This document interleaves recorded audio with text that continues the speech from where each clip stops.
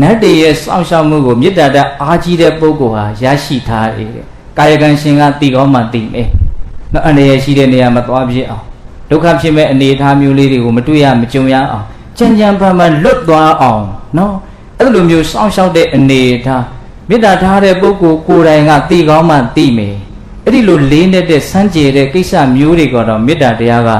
ဖြစ်ပွားစေတဲ့အနေအထားမျိုးမှာရှိတယ်ဆိုတာမြတ်စွာဘုရားမြင်လို့ပြောထားတာပေါ့နော်မေတ္တာအားကြီးလို့ရှိရင်မနုဿာနံပိယောဟောတိကိုဝင်းကျင်ကလူတွေရဲ့ချစ်ချင်းမေတ္တာကိုလွယ်ကူကူရနိုင်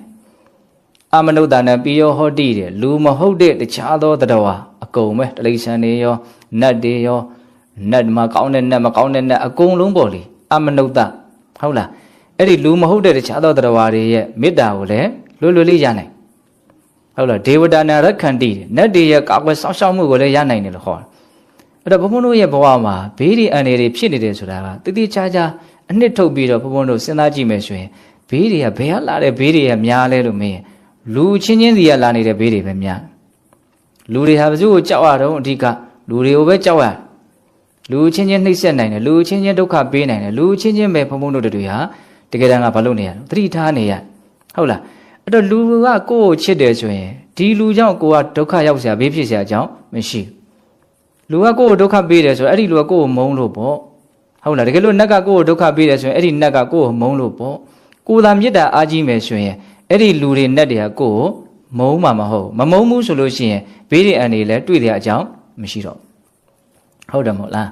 စဉ်းစားကြည့်နော် तू ကဒုက္ခပေးခြင်းနဲ့စိတ်ကိုပဲမပေါ်တော့တဲ့အတွက်ကြောင့်သူ့ရဲ့လုံခြုံမှုကမှတကယ်ကိုပဲအာကိုလိုက်တာဘုန်းဘုန်းတို့ဟာတော်ကြီးတွေခတ်ထားတယ်ချမ်းစီဦးတွေကြီးလှုပ်ထားတယ်ခိုးကြီးတွေမွေးထားတယ်ဟာအဆောင်တွေချထားတယ်ဆိုတာဟောဒုက္ခပေးခြင်းတဲ့လူကအမြဲတမ်းစောင့်နေတာလစ်တာနဲ့သူကလုံမှာပဲလေဟုတ်လားအဲ့တော့သူဘလောက်ပဲလုံခြုံအောင်စောင့်နိုင်မှလည်းပြောနေနေနော်အခွင့်အခါနော်မပေးလို့ဟိုကဒုက္ခမပေးရတာပဲရှိတယ်အခွင့်အခါတင့်တာနဲ့ဝင်မှာပဲဟောဒုက္ခပေးခြင်းတဲ့စိတ်ကိုကလှမ်းပြီးတော့တားဆီးထားတာမှမဟုတ်ဖဲကိုမေတ္တာတရားကဒုက္ခပေးခြင်းတဲ့စိတ်ကိုပဲလှမ်းပြီးတော့တားဆီးထားတာဖြစ်တဲ့အတွက်ကြောင့်သူ့ကြောင့်ယဉ်ငြိမ်းရခြင်းကသာလေပို့ပြီးတော့စိတ်ချပေါ်ရရှိတယ်။ဒါကြောင့်မြတ်စွာဘုရားကကုလသုတ်တံမှာယောက်ျားသားများပြီးတော့မိန်းမသားနေတဲ့အိမ်ကိုလူဆိုးတစ်ခုတွေဝင်နှိပ်စက်ဖို့ဆိုတာမလွယ်ဘူးတဲ့။နော်အဲ့လိုပဲလူတစ်ယောက်မှာမေတ္တာတရားအားကြီးပြီးတော့ဒေါသအားနေတယ်ဆိုရင်အမနုဿတကူရှိတဲ့နတ်တွေကတော့သူ့ကိုနှိပ်စက်ဖို့မလွယ်ဘူးတဲ့။လူချင်းချင်းမပြောနဲ့နော်။မိမသားများပြီးတော့ယောက်ျားသားနေတဲ့အိမ်ဆိုရင်တော့လူတို့တစ်ခုတွေဝင်ပြီးတော့နှိပ်စက်ဖို့လွယ်တယ်တဲ့ဟုတ်လားအဲ့လိုပဲဒေါသအာကြီးပြီးတော့မေတ္တာအားနေတဲ့ပုဂ္ဂိုလ်ရဲ့တန်တန်ဆိုလို့ရှိရင်တော့အမနုဿတွေနှိပ်စက်ဖို့အတွက်လွယ်တယ်လို့အဲ့လိုဥမာပေးတာရှိဟုတ်လားဒါမေတ္တာတရားရဲ့အပြင်ဘက်ကယံတွေကိုကာကွယ်နိုင်တဲ့ရှိပုံကိုမြတ်စွာဘုရားဟောပြပုံကလေးဟုတ်လားဒါကြောင့်မေတ္တာတရားရဲ့စွန့်ရည်တတ္တိတွေကိုဘုန်းဘုန်းတို့အများကြီးလေ့လာကြရမယ်ကြင်ဖန်များဆိုလဲစဉ်းစားကြည့်တဲ့နေဒါမှဘုန်းတို့မေတ္တာကိုပို့ပြီးတော့ပို့ပြစ်မယ်ပေါ့နော်မေတ္တာကိုပို့ပြီးတော့အားကိုးပြစ်မယ်ပေါ့ဟုတ်လားစိတ်ပြည့်စရာတွေစိတ်ပူစရာတွေစိုးရင်စရာတွေငိုစရာတွေတော့ဒါတွေမတွေ့ကြပါစေနဲ့မကြုံကြပါစေနဲ့ဒီစိတ်ကူးလေးဘုန်းကြီးတို့မှာရှိရမယ်ဒါကြောင့်မေတ္တာပို့တော့မယ်မေတ္တာစိတ်ထားကလေးကိုယ်တန်တာမှာဖြစ်အောင်လုပ်တော့မယ်ဆိုလို့ရှိရင်အဓိကဘေးရန်ကင်းပါစေကျမ်းမာပါစေစိတ်ချမ်းသာပါစေဒီ၃ချက်နော်အဲ့ဒါဘုန်းကြီးဆိုရိုးလေးတစ်ခုဆိုပြမယ်အဲ့ဒါလေးကိုအလွတ်ရသွားစေခြင်းဘာမှလည်းမခက်ပါဘူးပြမနတ်လူတတ္တဝါဟူသည်များတို့သည်ဘေးရန်ကင်းကွာကိုယ်စိတ်နှဖျားကျမ်းမာချမ်းသာကြပါစေဒါလေးကိုရစေခြင်းပြမပြည်ကနေဆင်းလာပြမနတ်လူတတ္တဝါဟူသည်များတို့သည်ဆိုတာအပေပုံသားတွေကိုပြောတာကုံသွားပြီเนาะအဲ့လိုဆိုရင်ပြမနတ်လူတတ္တဝါဟူသည်များတို့သည်ဘေးရန်ကင်းကွာကိုယ်စိတ်နှဖျားကျမ်းမာချမ်းသာကြပါစေစိတ်ထဲကဒါလေးကိုရွတ်ဆိုပြီးတော့စိတ်ရဲ့ဒီတရားဝါတွေရဲ့ပုံမှာချမ်းသာသေးခြင်းနဲ့ဆန္ဒကလေးစိတ်ညှို့မှုကလေးအလေးနဲ့ပါစေရမယ်ရွတ်ဆိုတဲ့အခါမှာစိတ်နဲ့ရွတ်ဆိုတဲ့အခါမှာအဲ့တော့တစ်ခေါက်ရွတ်ဆိုပြီးလို့ရှိရင်ပဋိစိတ်ချမ်းတစ်ခါလို့ရင်ပဋိတစ်ပတ်လောက်ရအောင်လုပ်ကြည့်စေခြင်းပြမနတ်လူတတ္တဝါဟူသည်များတို့သည်ဘေးရန်ကင်းကွာကိုယ်စိတ်နှဖျားကျမ်းမာချမ်းသာကြပါစေဘာဘူးလို့ပဋိကင်ခိုင်းတာတော့ဆိုတော့ nấy giống nó tê ya shit khả lắm mấy đà xây đặt cái gìဖြစ်bộ toa ông lúc shit toa gì chẳng lúc không là ra tê của bỉ tổng bao lâu ya ông lâu mê rồi tao lâu nề lôi xì luôn mà tí ra thiên xã lấy mê lu phong nhia biểu chuyện tí ra thiên xã để rồi là bà đi phía mẹ nhà đi phía mẹ làm nhiều biểu là mâu phu cố đàn đà mà cố chú ra ở thôn lụp ship bỏ toa để tất cả đi bộ mà chẳng là gì chuyện để xây tha lô rồi để thì biết đã đặc lia về cố luôn đi mà nhảy y mù pi lịch ồ biết đã luôn mà cao mà là không là cố xây thế à khán giả mù anh này cố biết đã để ai nhảy y mù biết đã để ai miết miết mù cố đại khán giả đi anh này đi là lịch mẹ nó thì lâu chẳng là để nề lót màရှိနေတဲ့ကိုလို့ငါတို့ကအခြေအနေနဲ့မတူတဲ့ထူးခြားချက်ပေါ့ကိုယ်တန်တာမှာဖြစ်မဲ့ထူးခြားချက်ကိုကိုယ်တိုင်ပဲဖန်တီးရမယ်ကိုယ်တိုင်ပဲရှာဖွေရကိုပြောင်းလဲဖို့မြင့်မြတ်တဲ့ဘက်မှာပြောင်းလဲဖို့ကြိုးစားတာလို့လည်းဒီလိုလဲဘုန်းကြီးကနားလည်စေခြင်းတယ်နော်ဒါကြောင့်ခံယူချက်ကြီးကြီးနဲ့လုပ်ကြည့်စေခြင်းတယ်ဘာလို့ဆိုဒီမေတ္တာဓာတ်ကိုယ်တန်တာမှာဒီမေတ္တာစိတ်ထားလေးကိုယ်တန်တာမှာဖြစ်ပေါ်အောင်ကြိုးစားခြင်းဟာအလွန်တရာမှကိုယ့်ဘဝမှာအကျိုးကျေးဇူးများတယ်လို့မြတ်စွာဘုရားမြင်တယ်နော်ဒါကြောင့်ဒါလေးကကောင်းလွန်းလို့ကိုယ်တန်တန်မှာခဏခဏဖြစ်အောင်လုပ်တဲ့နော်ဒါနာကောင်းမှုနဲ့နှိုင်းယှဉ်ပြီးတော့မေတ္တာစိတ်ထားရဲ့နော်တတ္တဝါတွေရဲ့ပုံမှာဘလောက်ချမ်းသာမှုဖြစ်စေတယ်လဲဆိုတာကိုဒါနာကောင်းမှုနဲ့ရှင်ပြီးတော့ဟောတဲ့ဒေသနာလေးတစ်ခုရှိတယ်။တာယုတ်ပါဠိတော်များမှာမှတ်တမ်းတင်ထားတယ်အဲ့ဒါကိုမဟာစီဆိုဘုရားကြီးမြန်မာမှုလေးပြုတ်ပြီးတော့စောင်းပုတ်ကလေးစီထားတယ်။ဒီနေ့သုံးကဥဒေယဖြင့်ချက်ခါထမင်းကျွေးမွေးခြင်းတဲ့မယွင်းစင်စစ်နှုတ်တညစ်စာကျိန်သုံးကမြမေတ္တာပွားများကြိုးကြီးမှန်းသည်ဘုရားမြတ်စွာမိန်ခွန်းတည်းတဲ့။လူတယောက်ကဥစ္စာပစ္စည်းနဲ့လည်းပြည့်စုံလို့ဒါနကောင်းမှုရဲ့ပေါ်မှာယုံကြည်မှုတရားတရားနဲ့လည်းပြည့်စုံလို့ဒီနေ့ကိုသုံးကတခါလှူလို့ရှိရင်အိုးကြီး100နဲ့ထမင်းတွေချက်ပြီးတော့လှူအဲ့ဒီထမင်းကထိုက်တန်တဲ့ဟင်းတွေပါချက်ပြီးတော့လှူအဲ့ဒီလိုဒီနေ့သုံးကအိုးကြီး100နဲ့လှူရတန်ရလို့ဖြစ်တဲ့ဒါနကောင်းမှုကြောင့်ဖြစ်ပေါ်မဲ့ကောင်းကျိုးချမ်းသာတဲ့ဒီနေ့ကိုသုံးကတခါပွားရင်နွားနို့တညစ်စာဆိုအလွန်အကျွံရှိရင်20စက္ကန့်လောက်နော်အဲ့ဒီအချိန်တိုတွင်လေးမှာသောတော်ကပြောခဲ့တဲ့အလွန်ငြိမ်းအေးတဲ့အဆင့်အတန်းရှိတဲ့မေတ္တာစိတ်ထားကလေးကိုယ်တန်တန်မှာဖြစ်အောင်လုပ်လိုက်တယ်တတ္တဝါတွေရဲ့ပုံမှာတကယ်ကိုရိုးသားသားဖြူစင်စင်ဗာမြုံလင်းချက်မှလည်းမပါဘဲနဲ့ချမ်းသာစေခြင်းယုံတတ်ကလေးပဲအဲ့ဒီစိတ်ထားကလေးကိုယ်တန်တန်မှာဖြစ်ပေါ်အောင်ကြိုးစားလိုက်တယ်ဘယ်လောက်တုံးဆိုတော့နော်5-6စက္ကန့်လောက်ပေါ့နော်အဲ့ဒီအချိန်တိုလေးတွင်မှာဖြစ်တော်သွားတဲ့ဒီမေတ္တာစိတ်ထားလို့ဆိုတဲ့ကောင်းမှုဟာသောတော်ကအိုးကြီး100နဲ့ဒီနေ့3ကလှူလို့ဖြစ်တဲ့ကောင်းမှုထက်အလုံးပြီးတော့မြင်ပါတဲ့ကောင်းကျိုးချမ်းသာကိုဖြစ်စေတယ်လို့မြတ်စွာဘုရားမြင်တယ်ဒေသနာတစ်ခုမှာမြတ်စွာဘုရားကမေတ္တာတရားဟာတတ္တဝါတွေရဲ့ပုံမှာဘယ်လောက်ထိချမ်းသာမှုဖြစ်စေနိုင်တယ်လဲဆိုတဲ့မေတ္တာရဲ့အကျိုးကျေးဇူးကိုငါလွဲလို့ဘယ်သူမှပြည့်စုံအကုန်အစင်မသိနိုင်ဘူးလို့ဒီလိုတောင်မြတ်စွာဘုရားဟောတယ်ဟုတ်လားဒါကြောင့်ဘုန်းကြီးတို့မြတ်စွာဘုရားရဲ့ပုံမှာယုံကြည်ကြတဲ့ပုဂ္ဂိုလ်တွေဟုတ်လားမြတ်စွာဘုရားရဲ့အလုံးစုံကိုသိနိုင်မြင်နိုင်စွမ်းကိုယုံကြည်ကြတဲ့ပုဂ္ဂိုလ်တွေဒါတပ္ပညုတဉာဏ်ကိုယုံကြည်တယ်ခေါ်တာပေါ့နော်ယုံကြည်ကြတဲ့ပုဂ္ဂိုလ်တွေအနေနဲ့ဒီလောက်တောင်မြတ်စွာဘုရားကအကျိုးကျေးဇူးများတယ်လို့ဟောထားတဲ့မေတ္တာတရားကိုဖြစ်အောင်မလုပ်သင့်ဘူးလားလုပ်သင့်တယ်မေတ္တာတရားကိုပွားများလို့စိတ်ထက်သန်ဖို့အတွက်မေတ္တာတရားရဲ့ကောင်းကျိုးကိုဖြစ်စေနိုင်တဲ့စွမ်းတွေကိုဘုန်းကြီးတို့ပြောတဲ့နေရာမှာမြတ်စွာဘုရားအထူးပြုပြီးတော့ဟောတာကနော်ကာကွယ်ရေးတာဝန်ကိုအလွန်မှအစွမ်းထက်မြက်စွာယူနိုင်တယ်ဆိုတဲ့အပိုင်းဘုန်းကြီးတို့ဘဝရဲ့လုံခြုံရေးကိုမေတ္တာတရားကအပြည့်အဝတာဝန်ယူနိုင်တယ်ကာကွယ်စောင့်ရှောက်မှုပေးတဲ့နေရာမှာသူ့ကိုမှီတာမရှိဘူးခုဘုန်းကြီးတို့ဘေးတွေရန်တွေကြောက်ကြလို့ပရိတ်တွေပါတွေရွတ်ကြတာရှိတယ်မဟုတ်လားပရိတ်ဆိုတဲ့စကားလေးပရိတ္တဆိုတာအယံတာပဲလေဟုတ်လားတတ္တဝါကိုလုံခြုံမှုဖြစ်အောင်အယံတာအနေနဲ့ကာကွယ်စောင့်ရှောက်နိုင်စွမ်းရှိတဲ့အရာတွေထဲမှာမေတ္တာတရားဟာအထုထိပ်ပဲသူ့ကိုမှီတဲ့အရာဘယ်ရာမှမရှိဒါကြောင့်ဒေသနာတစ်ခုမှာမြတ်စွာဘုရားက ယောက်ျားသားနေပြီးတော့မိန်းမသားများတဲ့အိမ်ကိုလူဆိုးတစ်ခုတွေဝင်ရောက်နှိပ်စက်ဖို့လွယ်တယ်တဲ့အဲ့လိုပဲဒေါသဓာတ်အားကြီးပြီးတော့မေတ္တာဓာတ်အားနေတဲ့ပုဂ္ဂိုလ်တွေရဲ့ဘဝကိုလည်းပဲနော်အမနုဿလို့ဆိုတဲ့လူမဟုတ်တဲ့တခြားသောတရားဝါတွေအဲ့လိုအမျိုးမျိုးသောတရားဝါတွေကလွယ်လွယ်ကူကူသူ့ကိုဝင်ပြီးတော့နှိပ်စက်နိုင်တယ်ဖျက်ဆီးနိုင်တယ်ယောက်ျားသားများပြီးတော့မိန်းမသားနေတဲ့အိမ်ကိုလူဆိုးတစ်ခုတွေဝင်ရောက်နှိပ်စက်ဖို့အလွန်မှခက်ခဲလိမ့်မယ်အဲ့လိုပဲမေတ္တာအားကောင်းပြီးတော့ဒေါသအားနေတဲ့ပုဂ္ဂိုလ်တွေရဲ့တန်တန်ကိုလည်းပဲတကူရှိပါတယ်လို့ဆိုတဲ့အမနုဿတွေကတောင်ဝင်ရောက်နှိပ်စက်ဖို့မလွယ်ဘူးလို့အဲ့လိုဟောတဲ့ဒေသနာတစ်ပုဒ်လည်းရှိနောက်ဒေသနာတစ်ပုဒ်မှာဘလို့ပြောထားတော့အလွန်ကောင်းတဲ့တန်နဲ့လှုပ်ထားတဲ့32လက်သက်လောက်ရှိတဲ့တန်လျက်ဓာကြီးတစ်ချောင်းမြည်နေအောင်ထက်နေအောင်တွေးထားတယ်အဲ့ဒီတန်လျက်ဓာကြီးကိုတစုံတစ်ယောက်သောပုဂ္ဂိုလ်ဟာဒီဓာကိုဒီရွက်6ကလေးတွေကိုခြေတယ်လို့မျိုးငါခြေပလိုက်မယ်စက်ကူလေးတွေကိုလုံးတယ်လို့မျိုးလုံးပလိုက်မယ်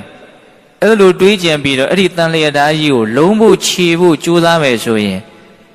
အဲ့ဒီကြိုးစားတဲ့ပုဂ္ဂိုလ်ရဲ့လက်သီးသားနဲ့အပိုင်းပိုင်းပြတ်သွားလိမ့်မယ်ဒီတန်လျက်ဓာကတော့ဘာမှဖြစ်သွားမှာမဟုတ်ဘူးအဲ့ဒါမြတ်စွာဘုရားပေးတဲ့ဥပမာမေတ္တာအားကြီးတဲ့ပုဂ္ဂိုလ်ကိုအစွမ်းရှိပါတယ်ဆိုတဲ့တရားဝါတွေကတောင်နှိမ့်ဆက်လို့မရဘူးလို့ပြောတာအဲ့လိုပြောလိုက်လို့လည်းပဲမေတ္တာတရားဟာတတ္တဝါတွေကိုတံပြန်လက်နဲ့တစ်ခုအနေနဲ့ဆင်းရဲစေတယ်လို့ဒီလိုအဓိပ္ပာယ်ကောက်လွဲလို့တော့လည်းမရဘူးမေတ္တာတရားကသူ့ကိုဆင်းရဲသွားစေတာမဟုတ်ဘူး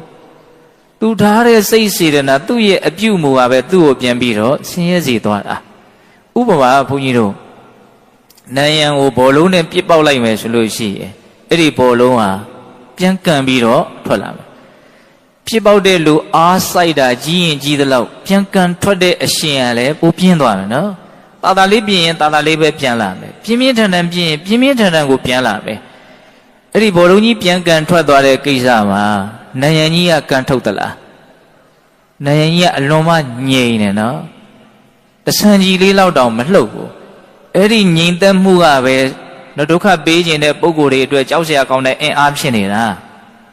အဲ့ဒီငြိမ်သက်မှုကပဲအင်အားဖြစ်နေတာမြင်တတ်ဖို့လိုရနော်ဘောလုံးကဘာလို့ပြန်ကန်ထွက်သွားတော့သူ့ပြစ်အားနဲ့သူ့သဘာဝနဲ့သူပြန်ကန်ထွက်သွားတာဘောလုံးပြန်ကန်ထွက်သွားအောင်နိုင်ရဟာဘာမှကြိုးစားအထောက်မှုမရှိဘူးဥပမာအားဖြင့်တဲ့ဟောဒီလောကကြီးမှာရေဆိုတဲ့သဘာဝတရားနော်ဥဒကနာမရေဆိုတာဟာတဲ့ကလျာဏိပါမကိစနေကောင်းမြတ်တဲ့ပုဂ္ဂိုလ်ကိုပဲဖြစ်ဖြစ်ယုံညံ့တဲ့ဆိုးဝါးတဲ့ပုဂ္ဂိုလ်တွေကိုပဲဖြစ်ဖြစ်တမန်ဖရတိတိတေနညီတူညီမျှပဲအေးချမ်းစေတယ်တဲ့ရေမှာမျက်နှာလိုက်တယ်ဆိုတာမရှိဘူးလူကောင်းကိုပဲဖြစ်ဖြစ်လူဆိုးကိုပဲဖြစ်ဖြစ်တူညီစွာပဲအေးစေတယ်ဒါရေရဲ့သဘာဝပေါ့နော်တမန်ဖရတိတိတေနပြီးတော့ပြောတော့ဆိုတော့ဘဝဟေတိရဇောမလံတူညီစွာပဲအညစ်အကြေးကိုတန်ရှင်းစေတယ်စင်ကြယ်စေတယ်တဲ့ဇိုးပဲစေကြောအညစ်အကြေးကိုပြောင်းစင်စေတဲ့နေရာမှာရေမှာမျက်နှာလိုက်တယ်ဆိုတာမရှိဘူးနော်ဘဇိုးပဲချိုးအေးချမ်းမှုကိုဖြစ်စေတယ်ကြည်လင်မှုကိုတန်ရှင်းမှုကိုဖြစ်စေတယ်ဆိုတာညီတူညီမျှပဲတဲ့ရေရဲ့သဘာဝဟုတ်လားအဲ့ဒါကိုဘုရားလောင်းတော်ကောင်းကြီးကမေတ္တာပါရမီကိုကျင့်သုံးဖို့သူ့ကိုယ်သူဆုံးမတဲ့နေရာမှာဥပမာပေးပြီးတော့ဆုံးမတာအဲ့ဒါလိုရေဟာလူဆိုးလူကောင်းမရွေးညီတူညီမျှအေးချမ်းစေတယ်လို့အညစ်အကြေးကိုပြောင်းရှင်းတန့်ရှင်းစေတယ်လို့သင်ဟာလည်းပဲမေတ္တာတရားကိုကိုယ့်ရဲ့အကျိုးစီးပွားကိုအလိုရှိတဲ့ပုဂ္ဂိုလ်ရဲ့အပေါ်မှာပဲဖြစ်ဖြစ်ကိုယ့်ရဲ့အကျိုးစီးပွားကိုအလိုမရှိကြတဲ့ရန်သူလို့ဆိုကြတဲ့ပုဂ္ဂိုလ်ရဲ့အပေါ်မှာပဲဖြစ်ဖြစ်တူညီစွာထားနိုင်မယ်ဆိုလို့ရှိရင်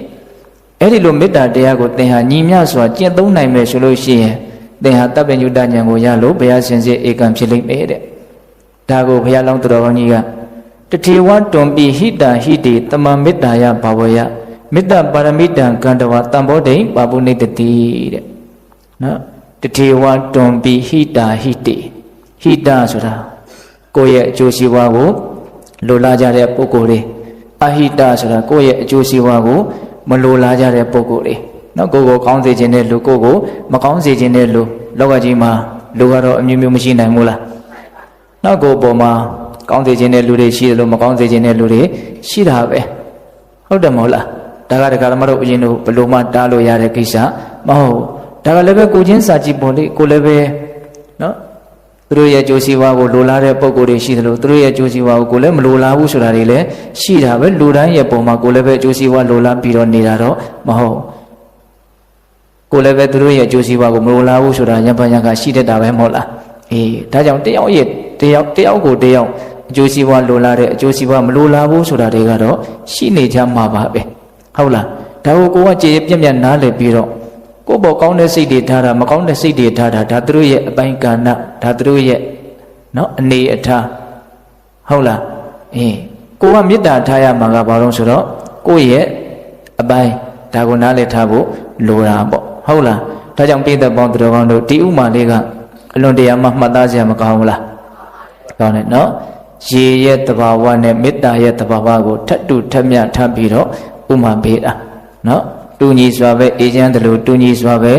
တန်ရှင်းစင်ကြယ်စီတယ်လို့ကိုယ့်ရဲ့မေတ္တာတရားကိုလည်းပဲရန်သူပေါ်မှာပဲဖြစ်ဖြစ်မိတ်ဆွေပေါ်မှာပဲဖြစ်ဖြစ်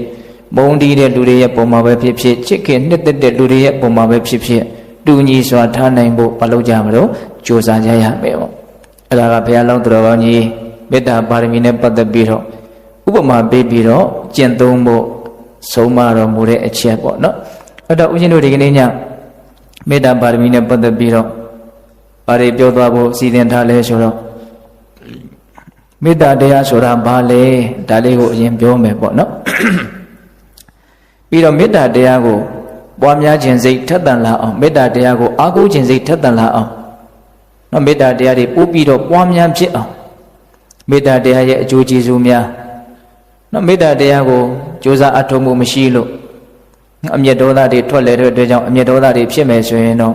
အမျက်ဒေါသရဲ့အပြစ်အနာစာတွေဆိုတာကိုလည်းပဲနားလည်ပြီးတော့အမျက်ဒေါသမဖြစ်အောင်ကြိုးစားရမယ်ပေါ့ဦးဇင်းတို့ဝိသုဒ္ဓိမေထဲမှာပြောထားတာလေးတစ်ခုရှိတယ်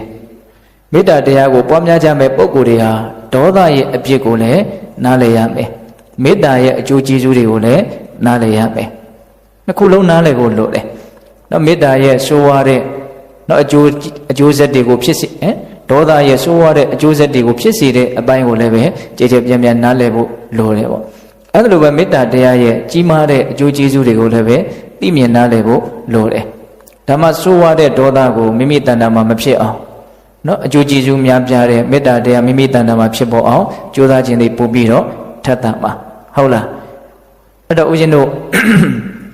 ဘယ်ကနေစပြောမလို့ဆိုတော့မေတ္တာဆိုတာဘာလဲဆိုတာလေးကနေစပြီးတော့ပြောကြည့်ရအောင်နော်အကျဉ်းမြအဖြစ်တော့နော်အကျဉ်းမြအဖြစ်ကိုမဟုတ်ပါဘူးလေပိဿတို့မေတ္တာတရားရဲ့အဓိပ္ပာယ်ကိုနော်ရည်လေပတ်တဲ့အာလုံးနားလည်ထားကြပြီးသားပုံကိုယ်တွေကြီးပါဟုတ်လားအဲ့တော့ဒီနေရာမှာမေတ္တာတရားကိုဦးဇင်းတို့ဘလို့ပါလာပြန်ကြတာများလဲဆိုတော့မေတ္တာကိုချစ်ခြင်းလို့ဒီလိုနားလည်ထားရတယ်ဒီလိုလည်းပဲပြောရတာများတယ်ပေါ့အဲ့တော့ဒီနေရာမှာချစ်ခြင်းဆိုတာကနော်၃မျိုးရှိတယ်လို့ကျမ်းစာတွေထဲမှာပြောတယ်တဏပေမဂေဟတိတပေမမေတ္တာပေမဆိုပြီးတော့ပေမတတ်၃မျိုးပေါ့နော်ပေမဆိုတာချစ်ခင်နှစ်သက်တဲ့သဘောဟုတ်လားအဲ့ဒီချစ်ခင်နှစ်သက်တဲ့သဘောကတဏပေမဆိုတာရှိတယ်တဲ့နော်ယောက်ျားမိန်းမအချင်းချင်းနော်ချစ်ခင်နှစ်သက်ကြတဲ့သဘောဒါကိုတဏပေမလို့သုံးတယ်နောက်မိသားစုဝင်အချင်းချင်းဆွေမျိုးချင်းချင်းနော်ချစ်ခင်နှစ်သက်ကြတဲ့သဘောကိုကြတော့ဂေဟတိတပေမဒီလိုသုံးတယ်ပေါ့နောက်တတ္တဝါမှန်သမျှရဲ့အပေါ်မှာကောင်းကျိုးချမ်းသာကိုလိုလားတဲ့သဘောနဲ့ပါမျောလင့်ခြင်းမှမထားဘဲနဲ့တတ္တဝါတွေရဲ့အပေါ်မှာတော့ချစ်ခင်တဲ့မျက်နှိုးတဲ့သဘောကိုကြတော့မေတ္တာပေမလို့ဒီလိုသုံးတယ်ခုဒီနေ့ပြောမှာကအဲ့ဒီမေတ္တာပေမရဲ့အကြောင်းကိုပြောမှာပေါ့အဲ့တော့မေတ္တာတရားဆိုတာဘာလို့ဆိုရင်ရိုးရိုးရှင်းရှင်းလွယ်လွယ်လေးနဲ့ထိထိမိမိမှတ်သားထားကြဖို့ရာကမေတ္တာဆိုတာတတ္တဝါတို့ရဲ့ကောင်းကျိုးချမ်းသာကိုလိုလားတဲ့သဘောလို့ဒီလိုမှတ်ရဒါပဲမေတ္တာဆိုတာတတ္တဝါတွေရဲ့ကောင်းကျိုးချမ်းသာကိုလိုလားတာတတ္တဝါတွေဆိုတာကကိုယ်အပါဝင်ပုံတွေအကုန်လုံးသောတတ္တဝါတွေဟာကောင်းခြင်းကြတယ်ချမ်းသာခြင်းကြတယ်ကောင်းကျိုးတွေလည်းရခြင်းကြတယ်ချမ်းသာမှုနဲ့လည်းပြည့်စုံခြင်းကြတယ်ဒါတတ္တဝါတို့ရဲ့ပင်ကိုယ်စိတ်အခြေခံတောင့်တမှုပေါ့နော်အဲ့တော့ကိုယ်ချင်းစာပြီးတော့ငါလည်းပဲကောင်းကျိုးချမ်းသာတွေရခြင်းနဲ့အဲ့ဒါလိုပဲတတ္တဝါတွေကလည်းကောင်းကျိုးချမ်းသာကိုရခြင်းကြတယ်ဆိုတာကိုနားလည်ပြီးတော့တတ္တဝါတွေလိုလားတောင့်တတဲ့အဲ့ဒီကောင်းကျိုးနဲ့ချမ်းသာရရှိသွားကြပါစေလို့နောက်စိတ်ထဲကအဲ့ဒါလိုလေးညွတ်ပေးတာကိုဒါမေတ္တာပို့တယ်မေတ္တာပွားတယ်လို့ခေါ်တာပါပဲဟုတ်ရဲ့လားအဲ့တော့မေတ္တာဆိုတာတတ္တဝါပညာကိုအာယုံပြုရတယ် နော်တတ္တဝါပညာကိုအာယုံပြုတ်ပြီးမှမေတ္တာဆိုတာဖြစ်လို့ရတာဘယ်တတ္တဝါချမ်းသာပါစေဆိုတဲ့သဘောဟုတ်ရဲ့လားအဲ့တော့ဒီနေရာမှာများသောအားဖြင့်မြတ်စွာဘုရားကအာယုံယူလို့လွယ်အောင်နော်အရှိရမှာရှိကြတဲ့တတ္တဝါအနန္တနော်ကိုယ်ရည်ချမ်းသာခြင်းစိတ်ရည်ချမ်းသာခြင်းနဲ့ပြည့်စုံပြီးတော့နှလုံးစိတ်ဝါငြိမ်းအေးပါစေနော်ဒေါသခတ်သိမ်းငြိမ်းအေးပါစေဆင်းရဲခတ်သိမ်းငြိမ်းအေးပါစေမကောင်းတာမှန်သမျှဘာမှမဖြစ်ဖဲနဲ့ကောင်းတာတွေဖြစ်ကြပါစေလို့စိတ်ထဲကအဲ့ဒါလိုညှို့ပြီးတော့စိတ်စေတနာပုတ်လွတ်ပေးမယ်ဆိုရင်ဒါဘာလုပ်နေတယ်လို့ခေါ်တော့မေတ္တာပွားနေတယ်လို့ခေါ်တာဟုတ်လားအတပိသက်ပေါင်းသူတော်ကောင်းတို့မေတ္တာဆိုတာဘာလဲဆိုရင်ဒါပဲเนาะခုပြောခဲ့ပြီမေတ္တာဆိုတာတတ္တဝါတို့ရဲ့ကောင်းကျိုးချမ်းသာကိုလိုလားတဲ့သဘောဘာမျှော်လင့်ချက်မှမပါဘူးเนาะတက်တက်ကောင်းစားသွားစေခြင်းတာချမ်းသာသွားစေခြင်းတာချမ်းသာသွားစေခြင်းယုံကလေးပဲဘာမှညှိကပ်တွေ့တာလည်းညှိကပ်တွေ့တာလည်းမပါဘူးကိုယ့်အတွက်ဘာမှမျှော်လင့်ချက်လည်းမရှိဘူးတက်တက်ကောင်းစားစေခြင်းနဲ့စိတ်အလွန်မွန်မြတ်တဲ့အလွန်အဆင့်အတန်းရှိတဲ့စိတ်ကလေးပေါ့ဒါကိုကကြိမ်ဖန်များစွာဒီစိတ်ကလေးကိုဖြစ်အောင်အထုတ်မယ်ဆိုရင်အဲ့ဒီစိတ်ကလေးကအလွန်မွန်မြတ်ပြီးတော့အလွန်အစွမ်းတတိထက်တဲ့အတွက်ကြောင့်အဲ့ဒီစိတ်ကလေးရှိနေတဲ့အချိန်တိုင်းမှာအဲ့ဒီစိတ်ရှိနေတဲ့ပုဂ္ဂိုလ်ဟာအလွန်အေးချမ်းတယ်အလွန်ငြိမ်းချမ်းတယ်အဲ့ဒီမေတ္တာတရားရဲ့နော်စောင့်ရှောက်မှုမေတ္တာတရားရဲ့အကျိုးပေးမှုကိုလည်းပဲအဲ့ဒီပုဂ္ဂိုလ်ဟာခံစားရတယ်တော့ပြောချင်တာကမေတ္တာပို့မယ်ဆိုလို့ရှိရင်အပုပ်ခံတဲ့တတ္တဝါတွေချမ်းသာတာမချမ်းသာတာကနောက်တကဏ္ဍမေတ္တာပို့တဲ့ပုဂ္ဂိုလ်မှာအဲ့ဒီမြင့်မြတ်တဲ့စိတ်ဖြစ်နေတဲ့အတွက်ကြောင့်သူကိုယ်တိုင်ကတော့မေတ္တာရဲ့အကျိုးကျေးဇူးကိုသိကြပေါက်ခံစားရတယ်ဒါသဘောပေါက်ရဲ့လားအေးဒါမေတ္တာရဲ့သဘောလေးကိုပြောပြတာအဲ့တော့အဲ့ဒီမေတ္တာတရားကိုအားကိုးခြင်းစိတ်ပေါက်အောင်မေတ္တာတရားကိုပွားများခြင်းစိတ်ပေါက်အောင်ဦးဇင်းတို့ဆက်ပြီးတော့ဗာပြောမလဲဆိုတော့ဒေါသရဲ့အပြစ်နဲ့မေတ္တာရဲ့အကျိုးဒါကိုပြောမယ်ပြီးလို့ရှိရင်ဦးဇင်းတို့ဥလပနာတပါဠိတော်မှာလာရှိတဲ့ကကစုပမသုတ်တံဆိုတာရှိကိုလည်းပြောခြင်းသေးတယ်မေတ္တာတရားနဲ့ပတ်သက်ပြီးတော့အလွန်ပြောစရာကောင်းတဲ့သုတ်တံကြီးပေါ့အဲ့တော့ဒီကနေ့ဦးဇင်းတို့မေတ္တာပါရမီနဲ့ပတ်သက်ပြီးတော့ပြောမဲ့တရားစကားတွေကအားလုံးပိဋကပေါင်းသူတော်ကောင်းတို့ကြာဘူးနာဝရှိပြီးသားတရားတွေကြီးပဲအသေးအဆန်းတစ်ခုမှမပါအောင်ဒါပေမဲ့လို့အကုန်လုံးမေတ္တာတရားနဲ့ပတ်သက်ပြီးတော့စွစွစီစီလေးတော့သိကြပါစေဆိုတဲ့စိတ်ကလေးနဲ့ပဲဒါဦးဇင်းတို့ပြောတာပါပိဋကတို့ကိုမသိသေးဘူးထင်လို့ပြောပြတဲ့အပိုင်းမဟုတ်ဘူး။အော်ဆိုအဲ့ဒီတရားတွေအကုန်လုံးကအဟောပြောလဲအလွန်များကြတယ်။မှတ်သားမှုလည်းရှိထားကြပြီးသားဟုတ်ရဲ့လား။ဒါပေမဲ့အကုန်လုံးတစုတစည်းတဲ့အစီအစဉ်ကြကြဆက်ဆက်ပြီးတော့နားထောင်ရလို့ရှိရင်တမျိုးအတိညာမတိုးနိုင်မိဘူးလား။တိုးနိုင်တယ်ဟုတ်လား။ဒါကြောင့်မေတ္တာတရားရဲ့အပေါ်မှာပို့ပြီးတော့အာကိုးလိုစိတ်ပွားများလိုစိတ်ထက်သန်လာအောင်ဦးဇင်းတို့မေတ္တာရဲ့ဆန့်ကျင်ဘက်မေတ္တာမရှိဘဲနဲ့ဒေါသတွေကြီးနေမယ်ဆိုရင်တော့ဘလို့ဆိုးကျိုးတွေရနိုင်တယ်ဆိုတာလေးကိုနှလုံးသွင်းဖြစ်အောင်ဒေါသရဲ့အပြစ်ကိုအရင်စပြောနော်အတော်ဦးဇင်းတို့အင်္ဂုတ္တပါဠိတော်တတ္တကနိဗ္ဗာန်မှာကောဋ္ဌနသုတ်တံဆိုတာရှိတယ်အဲ့ဒီသုတ်တံလေးကိုလွန်ခဲ့တဲ့နှစ်ကဦးဇင်းတို့ကျင့်ဖန်များစွာဟောဘူးတယ်ပေါ့နော်ယန္တုအကြိုက်လိုက်ကြမှာလားဆိုတဲ့တရားကအဲ့ဒီသုတ်တံလေးကိုကြည်ပြီးတော့ဟောတာဟုတ်လားအဲ့ဒီသုတ်တံမှာမြတ်စွာဘုရားကအမျက်ဒေါသရဲ့အပြစ်ကိုစိတ်ဝင်စားဖွယ်ကောင်းအောင်ဟောပြထားတာဘလို့ဟောပြထားလဲဆိုတော့ယဟန်တို့တဲ့ဟောဒီလောကကြီးမှာအချင်းချင်းမုန်းတီးနေကြတဲ့ယန္တုတွေဟာနော်တယောက်ကိုတယောက်နော်သူတို့ဖြစ်စေခြင်းတဲ့ဆန္ဒတွေရှိတယ်တဲ့မုန်းနေတဲ့ယန္တုတွေဟာကိုယ့်အပေါ်မှာသူတို့ဖြစ်ခြင်းတဲ့မကောင်းတဲ့အလိုဆန္ဒရှိတယ်တဲ့ယန္တုတွေဟာကိုယ့်အပေါ်မှာသူတို့ဘာတွေဖြစ်စေခြင်းလဲဆိုရင်သူတို့ဖြစ်စေခြင်းတဲ့အချက်က9ချက်တောင်ရှိတယ်တဲ့အဲ့ဒီယန္တုတွေဖြစ်စေခြင်းတဲ့ကိုယ့်အပေါ်မှာယန္တုတွေကဖြစ်စေခြင်းနေတဲ့အဲ့ဒီမကောင်းတဲ့အချက်တွေကိုဒေါသတရားကဖြစ်အောင်ဖန်တီးလိမ့်မယ်တဲ့အဲ့ဒီယန္တုကြီးကဒါရိုက်လာပြီးတော့ဖန်တီးဖို့ဆိုတာတိတ်မလွယ်ဘူးတချို့ကိစ္စတွေဖြစ်တော့မဖြစ်နိုင်အောင်ဒါပေမဲ့လို့ယန္တုဖြစ်စေခြင်းနဲ့အဲ့ဒီမကောင်းတဲ့အကျိုးတွေကတော့အမျက်ဒေါသကဖြစ်အောင်ဖန်တီးလိမ့်မယ်ဖန်တီးနိုင်တယ်လို့အဲ့ဒါလိုနေတန်းချီပြီးတော့ဟောတာအဲ့တော့ယန္တုတွေကကိုယ့်ကိုဘာဖြစ်စေခြင်းတာတော့ဆိုလို့ရှိရင်နံပါတ်1ယန္တုတွေကကိုယ့်ကိုရုပ်ရှင်းအင်ကကြီးကြီးလင်းလင်းတန်တန်ရှင်းရှင်းတက်တောင့်တင့်တယ်ရှိတာကိုသူတို့မမြင်ခြင်းဘူးမကြည့်ခြင်းဟုတ်လားရုပ်ပြက်ဆင်းပြက်ကြီးဖြစ်နေတာကိုသူတို့သဘောကျတယ်။နောက်ဆူဆူပုတ်ပုတ်နဲ့စိတ်တိုင်းမကြတဲ့ပုံကြီးနဲ့ဟုတ်လားကိုယ့်ရဲ့ပုံကြီးကြည့်မကောင်းတာကြီးဆိုသူတို့ကကြိတ်ပြီးတော့ဝမ်းသာတယ်။ဟုတ်လားအေးအဲ့ဒီလိုရန်သူတွေလိုချင်တဲ့ရန်သူတွေဖြစ်စီခြင်းနဲ့အဲ့ဒီမကောင်းတဲ့အကျိုးဟာရန်သူတွေကတော့ကိုယ့်ကိုဓာတ်လိုက်ရုပ်ကြီးပြက်သွားအောင်သူတို့မလုံးနိုင်ဘူး။သို့တော့ကိုယ့်ရဲ့ဒေါသကတော့ကိုယ့်ကိုရုပ်ပြက်အောင်လုံးနိုင်တယ်။သဘောပေါက်ရဲ့လား။အဲ့ဒါလိုဟောတာမြတ်စွာဘုရားဘလောက်စိတ်ဝင်စားတဲ့အကောင်းနော်။ဒါကြောင့်ရန်သူတွေဖြစ်စီခြင်းနဲ့နော်ဒီအချက်9ချက်ကိုအမျက်ဒေါသကဖြစ်စေလိမ့်မယ်အဲ့ဒါကိုဦးဇင်းတို့နော်အချင်းချုပ်ပြီးတော့ နော်မှတ်ရလွယ်အောင်ညောင်လေးပင်တို့ကဆိုလို့ရေးတဲ့ဆောင်းပုဒ်ကလေးရှိတယ်အယုတ်ဆိုးစီတွေ့စီဆင်းရဲကိုကျိုးနေ၍ပြက်ကွဲစည်းစိမ်ချွေရန်မိန်လျက်မိတ်ဆက်ပြက်လက်အပေဖြစ်ခုနှစ်ရန်သူကြားဟိတဲ့ဒီဆောင်ပုဒ်ကလေးရရင်အဲ့ဒီတုတ်တန်ဟာနှုတ်ထဲမှာတိုးပြီးသားလို့ဖြစ်သွားမယ်လွယ်လွယ်လေးပဲနော်အယုတ်ဆိုးစီတွေ့စီဆင်းရဲကိုကျိုးနေ၍ပြက်ကွဲစည်းစိမ်ချွေရန်မိန်လျက်မိတ်ဆက်ပြက်လက်အပေဖြစ်ခုနှစ်ရန်သူကြားဟိတဲ့ရန်သူတွေကြိုက်တဲ့ရန်သူတွေဖြစ်စီခြင်းတဲ့အချက်ကြီး9ချက်နံပါတ်1ရုပ်ဆင်းရဲကပျက်စီးခြင်းအဲ့ဒါဒေါသကဖြစ်စီနိုင်တယ်တရားဓမ္မတို့ဦးဇင်းတို့ရဲ့ရုပ်ရည်ဒါဘာမှနားမလည်နိုင်စရာမရှိဘူးဒေါသထွက်လာပြီဆိုရင်ရုပ်ကတော့ဆိုးတော့တာပဲပင်ကဘလောက်ပဲလှနေကြည့်လို့ကတော့မကောင်းတော့ဘူးသူဟာကနော်ဒါကတော်တော်ကိုကြောက်စရာကောင်းတဲ့အနေအထားတစ်ခုကိုဖန်တီးလိုက်တာအဲ့တော့ဒေါသဟာဆိုးွားတဲ့အနေအထားရှိတယ်ဆိုတာကိုနော်ဒီဒေါသကသူကိန်းနေတဲ့အချိန်မှာဒီရုပ်ရည်ကိုပြုတ်ပြင်လိုက်တာကိုကြည်ချင်းအဖြစ်ကိုမထင်ရှားဘူးလား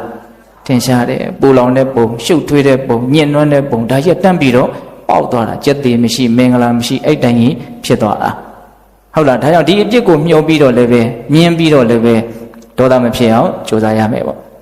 အယုတ်ဆိုးစီတွေ့စီဆင်းရဲတဲ့ဟောရန်သူတွေကကိုယ့်အပေါ်မှာဒီလူစင်းနေရဲနေရရင်ကောင်းမှာပဲလို့သူတို့တောင်းတတယ်နော်အိတ်တဲ့ခါမှပဲဖြစ်ဖြစ်နေတဲ့ခါမှဖြစ်ဘယ်ခါမှဖြစ်ဆင်းရဲနေရင်သူတို့သဘောကျတယ်အဲ့ဒါကိုယ့်ကိုအဲ့လိုကြီးဆင်းရဲနေအောင်ရန်သူတွေကတကယ်တမ်းကတော့မလုံနိုင်ဘူးဒါပေမဲ့လို့ကိုယ့်ရဲ့ဒေါသကတော့ကိုယ့်ကိုဆင်းရဲနေအောင်လုံနိုင်နေတဲ့အိတ်လည်းမချမ်းသာဘူးဒိုင်းလည်းမချမ်းသာဘူးသွားလည်းမချမ်းသာဘူးဘာလုံးနေလို့မှမချမ်းသာဘူးဒေါသရှိနေတယ်ဒါကြောင့်တချို့ဒေသနာတွေထဲမှာဒေါသကိုယောဂနဲ့ဥမာပေးတာရှိအနာယောဂနဲ့ဥမာပေးတာဒါအနာယောဂဖြစ်နေတယ်သူပတ်စံရှိတာပဲဒုက္ခရောက်တာကရောက်နေတာပဲသူပညာတတ်တာကတတ်တာပဲအနာယောဂရှိနေဒုက္ခကတော့ရောက်နေအဲ့လိုပဲဒေါသဖြစ်နေဘာဖြစ်တော့ဒုက္ခရောက်တယ်အဲ့ဒါမြတ်စွာဘုရားအဲ့ဒီတုတ်တန်ကိုအသေးစိတ်ဟောတယ်အလွန်မှတ်သားစရာကောင်းတယ်သောသောကရုပ်ပြက်တယ်ဆိုတာကိုဘယ်လိုဟောတယ်ထင်တော့မြတ်စွာဘုရားရေမိုးချိုးပြီးတော့ကောင်းစွာဖီးလိမ်ပြင်ဆင်ထားတော့လည်းပဲဒေါသဖြစ်နေရင်တော့အဲ့ဒါကြည့်မကောင်းဘူးတဲ့ဟုတ်လားအဲ့လိုပဲတဲ့လူတယောက်တိုက်ကြီးနဲ့နော်အိယာတွေခန်းခန်းတန်းတန်းနဲ့ကောင်းကောင်းမွန်မွန်စားတော့နေထိုင်ပြီးတော့နေရတယ်ဆိုပေမလို့ဒေါသဖြစ်နေရင်တော့အဲ့ဒီပုဂ္ဂိုလ်မချမ်းသာဘူးတဲ့အဲ့တိုင်းပြောတာနော်အဲ့တော့အယုတ်ဆိုးစီတွေ့စီဆင်းရဲကိုကျိုးနေ၍တဲ့ဒီလိုအကျိုးစီးပွားတွေဘာမှမဖြစ်ထိုးဘဲနဲ့သူ့ရဲ့အကျိုးစီးပွားမှန်တယ်အကုန်ပြည့်စည်ရင်ကောင်းမှာပဲလို့ရန်သူတွေဟာတောင်းတတယ်အဲ့ဒီရန်သူတောင်းတတဲ့ချက်ကိုဒေါသကဖန်တီးမယ်အယုတ်ဆိုးစီတွေ့စီဆင်းရဲကိုကျိုးနေ၍ပြက်ကွဲစည်းစိမ်ဥစ္စာတွေရုတ်တရက်ကုန်ခန်းသွားတတ်တယ်ပျက်စီးသွားတတ်တယ်နော်ဒေါသအကြီးတဲ့ပုဂ္ဂိုလ်လှုပ်ချင်ရတယ်လှုပ်ပြောချင်ရတယ်ပြောအမှားတွေလုံခြုံမိပြီးတော့ရာဇဝမှုတွေဘာတွေဖြစ်ပြီးတော့အဲ့ဒါအကြီးကျယ်စီးပွားရေးပျက်စီးတတ်တယ်မြတ်စွာဘုရားတော့အဲ့လိုရှင်းပြအောင်နော်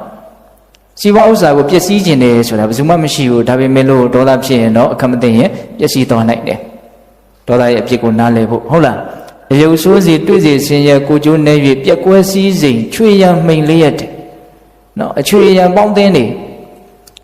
ေနော်ကိုနာမကတ်ချင်ဘူးကိုယ့်ရဲ့ကြော်စောတာမထွက်ဘူးကိုယ့်ရဲ့ကောင်းတဲ့တဲ့မထွက်ဘူးအချမ်းရအကျော်စောကိုမှမရှိဘူးတနည်းပြောရလို့ရှိရင်လည်းပဲနာမည်ဆိုးထွက်တယ်နာမည်ဖြစ်တယ်သိခံကြတယ်ဘလောက်ပဲဂုံချိတဲ့ပုဂ္ဂိုလ်ပညာတတ်တဲ့ပုဂ္ဂိုလ်ပဲဖြစ်ဖြစ်ဘလောက်ပဲကောင်းတယ်လို့လူလောကထဲမှာကြော်ကြတဲ့ပုဂ္ဂိုလ်ပဲဖြစ်ဖြစ်နော်အမျက်ဒေါသမထွက်တဲ့နေမှာအမျက်ဒေါသထွက်ပြီးတော့ရှူးရှူးရှဲရှဲကြီးဖြစ်နေမယ်ဆိုရင်တော့အဲ့ဒါသိခံကြတာတော့အမှန်ပဲဟုတ်တယ်မဟုတ်လားအရှက်ကွဲတာပေါ့နော်လူကြားထဲမှာဟုတ်လားဒါကြောင့်ကိုယ့်ကိုအဲ့လိုမျိုးဖြစ်စည်းနိုင်တဲ့ဆွမ်းအားတတိဒေါသမှရှိတယ်အယုတ်ဆိုးစီတွေ့စီဆင်းရဲကိုကျိုးနေ၍ပြက်ကွဲစည်းစိမ်ချွေရန်မိန်လျက်မိတ်ဆက်ပြက်လစ်တယ်ဟောမိတ်ဆွေပေါင်းတဲ့နေရာကိုယ်ခွာတယ်ချစ်မဲ့ခင်မဲ့လူမရှိဘူးနော်မေတ္တာငတ်တယ်ပေါ့ဒေါသအာကြီးတဲ့လူဒါကလည်းပဲကိုယ်လည်းပဲကိုချင်းစာကြည့်ပေါ့ဒေါသအာကြီးတဲ့လူနာကိုဇူဝံကတ်ခြင်းပေါ့ဒါကြောင့်ဦးဇင်းတို့စာတွေထဲမှာလာကိုကြတော့လူတွေကမตาလဲတตาလဲတတောင့်တရတယ်ကြည်ကျင်ကြတယ်မြင်ကျင်ကြတယ်နေကိုကြတော့ဘယ်သူမှစစ်စစ်မကြည်ကျင်ပူလွန်းလောင်လွန်းလို့ဟုတ်လားအဲ့လိုပဲမေတ္တာအာကြီးတဲ့လူတွေကအလွန်ချစ်မြတ်နိုးတယ်ဒေါသအာကြီးတယ်ဆိုရင်တော့လူတွေကမကတ်ချင်နော်မေတ္တာတရားကလနဲ့တူတယ်ဒေါသတရားကနေနဲ့တူတယ်လို့ဒီလိုဥမာပေးတာလည်းရှိတယ်တကူကထိကနေရှိစိတ်တို့ထိကနေရှိစိတ်တို့ဒေါသတွေအာကြီးရင်ကြာရင်ကိုဒေါသရဲ့ဒဏ်ကိုဘယ်သူမှမခံနိုင်ဘူးတချို့ဆိုရင်မချစ်လို့တော့မဟုတ်ဘူးဒါပေမဲ့အနာတော့မကတ်ချင်ဒေါသအာကြီးတဲ့လို့နောက်တဲ့မိကောင်းဆွေကောင်းတွေလည်းပဲကိုယ့်ကိုခွာသွားတတ်တယ်အထီးကျန်တဲ့မေတ္တာငတ်တဲ့ဒေါသအာကြီးတဲ့လို့သူတို့ဒီကမေတ္တာမရလဲဘာဖြစ်တုံးလို့တော့ မာမနာနဲ့ပြောတော့ပြောကြတာပဲဒါပေမဲ့မေတ္တာမရခြင်းတဲ့လူဆိုတာမရှိပါဘူးမေတ္တာရရင်အလွန်သဘောကျတယ်ဘာကိုရတာနဲ့မှမတူဘူးလို့တောင်ဆိုခြင်းတယ်လူတယောက်ကကိုယ့်ကိုတကယ်ကိုကောင်းစေခြင်းနဲ့ကိုယ့်ပေါ်မှာသူကစိတ်ကောင်းနှလုံးကောင်းတကယ်ရှိပြီးတော့ကိုယ့်ပေါ်မှာနင်းနေထွေထွေမေတ္တာစိတ်ထားနိုင်တယ်ဆိုတော့သိရရင်ဘလောက်စိတ်ထဲမှာအားရှိတော့ဟုတ်တယ်မဟုတ်လားအေးဒါကြောင့်မေတ္တာအားကြီးရင်အဲ့လိုအကျိုးတော့ရနိုင်တယ်သို့တော့ဒေါသအားကြီးရင်တော့အဲ့ဒါနဲ့စန့်ကျင်ဘက်ပဲနော်မိတ်ဆွေအပေါင်းအသင်းတစ်ဖြည်းဖြည်းရှားသွားမယ်အထီးကျန်သွားမယ်ပေါ့နော်အယုတ်ဆိုးစီတွေ့စီဆင်းရဲကိုကြိုးနေ၍ပြက်ကွဲစည်းစိမ်ချွေးရမိန်လျက်မိတ်ဆက်ပြက်လက်အပယ်ဖြစ်ဟောတကယ်မုန်းပြီဆိုလို့ရှိရင်သေတာတောင်မှဒီလူအပယ်လေးပုံကြာရင်ကောင်းမှာပဲလို့တောင်းတချို့တောင်းတတယ်တဲ့ဒါလည်းမတောင်းတအောင်ပြောနေနော်တချို့နော်အဝီစီကြပါစေဆိုတော့သူ့တောင်းကြတာတောင်းရှိတယ်မဟုတ်လားရှိရနော်တကယ်မုန်းပြီဆိုတော့နော်ဟုတ်တယ်မဟုတ်လားနော်ကြင်ညာဆိုကြတာတွေမရှိဘူးလားဘာမှမတတ်နိုင်တဲ့အခါကျတော့ကိုင်းသေရင်ရုံညံ့တဲ့ဘဝရောက်သွားပါစေလို့ဒီလိုတောင်းတကြတာရှိတယ်အဲ့တော့ဘလောက်ပဲအစွမ်းထက်တဲ့ရန်သူပဲဖြစ်ဖြစ်သူဘလောက်ပဲကိုယ်မုံအပင်ငရဲကြအောင်တော့သူမချနိုင်သူဘာမှတတ်နိုင်တဲ့ကိစ္စမဟုတ်ဒါပေမဲ့လို့အဲ့ဒီလူဖြစ်စေခြင်းနဲ့ဒီလောက်ခက်ခဲတဲ့ကိစ္စကိုဒေါသကတော့ဖန်တီးနိုင်တယ်ရန်သူတွေထဲမှာကြောက်စရာအကောင်းဆုံးရန်သူလို့တောင်ပြောလို့မရဘူးလားရတယ်နော်ဒါကြောင့်အပေလေးပုံကိုရောက်သွားစေခြင်းနဲ့ရန်သူတွေရဲ့ဆန္ဒကိုဘယ်သူမှဖြည့်ဆည်းပေးမှာဒေါသဖြည့်ဆည်းပေးမှာဒါစဉ်းစားပါနော်ဒေါသရဲ့မကောင်းတဲ့အချက်တွေကိုပုံပေါ်အောင်မြတ်စွာဘုရားကအဲ့ဒါလိုမျိုးဟောတာဒါကြောင့်ပြည့်တဲ့ပေါင်းတော်ဒေါသရဲ့အဖြစ်ကိုအနည်းဆုံးအဲ့ဒီ9ချက်လောက်တော့နားလည်ထားဖို့မလိုဘူးလားနောက်တခြားသောဒေသနာတွေထဲမှာအများကြီးပြောထားတာတွေရှိပါတယ်ဒေါသနဲ့ပတ်သက်ပြီးတော့ဒါပေမဲ့ဦးဇင်းတို့ပြောစရာအကြောင်းအရာတွေကအလွန်များတဲ့အတွက်ကြောင့်ဒေါသရဲ့အဖြစ်ကိုဒီလောက်နဲ့ပဲရက်ကြရအောင်ဟုတ်လားအဲ့တော့ဦးဇင်းတို့ဘာဆက်ပြီးတော့ပြောမလို့ဆိုတော့မေတ္တာရဲ့အကျိုးကျေးဇူးမေတ္တာရဲ့အကျိုးကျေးဇူးကိုအတိတာမြင်တာတွေများလေလေမေတ္တာတရားရဲ့ပုံမှာပို့ပြီးတော့အကုလိုစိတ်ထက်သန်လာတယ်ပို့ပြီးတော့ပွားများလိုစိတ်ထက်သန်လာမယ်ပေါ့ဟုတ်လားအဲ့တော့ဒီနေ့မှာမေတ္တာတရားနဲ့ပတ်သက်ပြီးတော့ဦးဇင်းတို့ဣတိဥပါဠိတော်မှာမေတ္တာဘာဝနာသုတ်တံဆိုပြီးတော့သုတ်တံလေးတစ်ပုဒ်မှတ်တမ်းတင်ထားတာရှိတယ်အဲ့ဒီသုတ်တံမှာဘာပြောထားတုံးဆိုတော့နက္ခတ်တွေကျယ်တွေရဲ့အယောင်တွေထဲမှာလရောင်ကအကြီးကဲဆုံးပဲတဲ့အလွန်မိုးနိုင်ဆုံးပဲလရောင်ကိုပဲနက္ခတ်ရဲ့အယောင်ကမှမမီဘူးအဲ့ဒါလိုပဲဦးဇင်းတို့နော်လောကီဘဝတွေမှာဖြစ်စေတတ်တဲ့ဘဝတမ္ပတိဘောဂတမ္ပတိအကျိုးကျေးဇူးတွေကိုဖြစ်စေတတ်တဲ့ပုံညကရိယာကုသိုလ်တွေထဲမှာမေတ္တာဆိုတဲ့ကုသိုလ်ကိုမှီတဲ့ကုသိုလ်တခုမှမရှိဘူးတဲ့စဉ်းစားနော်ဘဝကိုဖြစ်စေတတ်တဲ့ပုံညကရိယာကုသိုလ်တွေထဲမှာမေတ္တာကုသိုလ်ကိုမှီတဲ့ကုသိုလ်တခုမှမရှိဘူးဒါကြောင့်ဦးဇင်းတို့အလွန်နာမည်ကျော်ကြားတဲ့ဟောပြောချက်တစ်ခုပေတတို့ကြားဦးမှာပါပုံညံဘိက္ခဝေမာဘာယိဋ္ဌယဟန်တို့ကောင်းမှုကိုမကြောက်ကြကုန်နဲ့ကောင်းမှုဆိုတာချမ်းသာဒုက္ခရဲ့နာမည်လို့ဟောတာလူတိုင်းကြားဘူးတယ်မဟုတ်လားကြားဟုတ်နော်အဲ့ဒီမှာဏိဒန်းမှာအဲ့ဒီစကားလေးခြီးပြီးတော့ဟောတာကအဲ့ဒါလည်းမေတ္တာသုတ်တံမှာပဲဟောတာအဲ့ဒါမြတ်စွာဘုရားကသူ9နှစ်လောက်မေတ္တာဘာဝနာကိုဇွဲနဲ့ပွားများတယ်အဲ့ဒါကြောင့်မလို့သူ့ရဲ့ဒီမေတ္တာရဲ့အစွမ်းကြောင့်ရရှိတဲ့အကျိုးကျေးဇူးတွေကိုမြတ်စွာဘုရားအများကြီးဟောပြတာနော်ဒီဩကာသလောကကြီးပြည့်စည်သွားတဲ့အခါမှာသူဟာအဘတ္တရာဗြဟ္မာဘုံကိုရောက်သွားတယ်တဲ့အဲ့ဒီမေတ္တာရဲ့အစွမ်းကြောင့်နော်အဲ့ဒီအဘတ္တရာဗြဟ္မာဘုံကနေပြီးတော့ရစည်းလာပြီဆိုတော့ဘယ်ရောက်တော့ဆိုမဟာဗြဟ္မာကြီးဖြစ်တယ်တဲ့လွှမ်းမိုးနိုင်တယ်သိနိုင်တယ်မြင်နိုင်တယ်ပထမဇန်ဘုံမှာမဟာဗြဟ္မာကြီးဖြစ်တယ်တဲ့အဲ့ဒီကနေနောက်တရားမင်း36ကြိမ်နဲ့နောက်ဒုဒ္ဒလက်နဲ့မဆောင်မဲနဲ့နော်ဒီကမ္ဘာလောကရကြီးကိုအစိုးရတဲ့ပိုင်နဲ့နိုင်တဲ့စัจ မင်းစัจ ဝရေမင်း36ကြိမ်နဲ့အဲ့လိုမျိုးဖြစ်တယ်ဆိုတော့ရသော်ဘုရားဟောပြတာအဲ့ဒီမေတ္တာတရားကို9နှစ်လောက်ပွားများခြင်းကြောင့်ရရှိတဲ့အကျိုးဆက်ပေါ့နော်အဲ့ဒါကိုရည်မှန်းပြီးတော့ရည်ရွယ်ပြီးတော့ကောင်းမှုဆိုတာ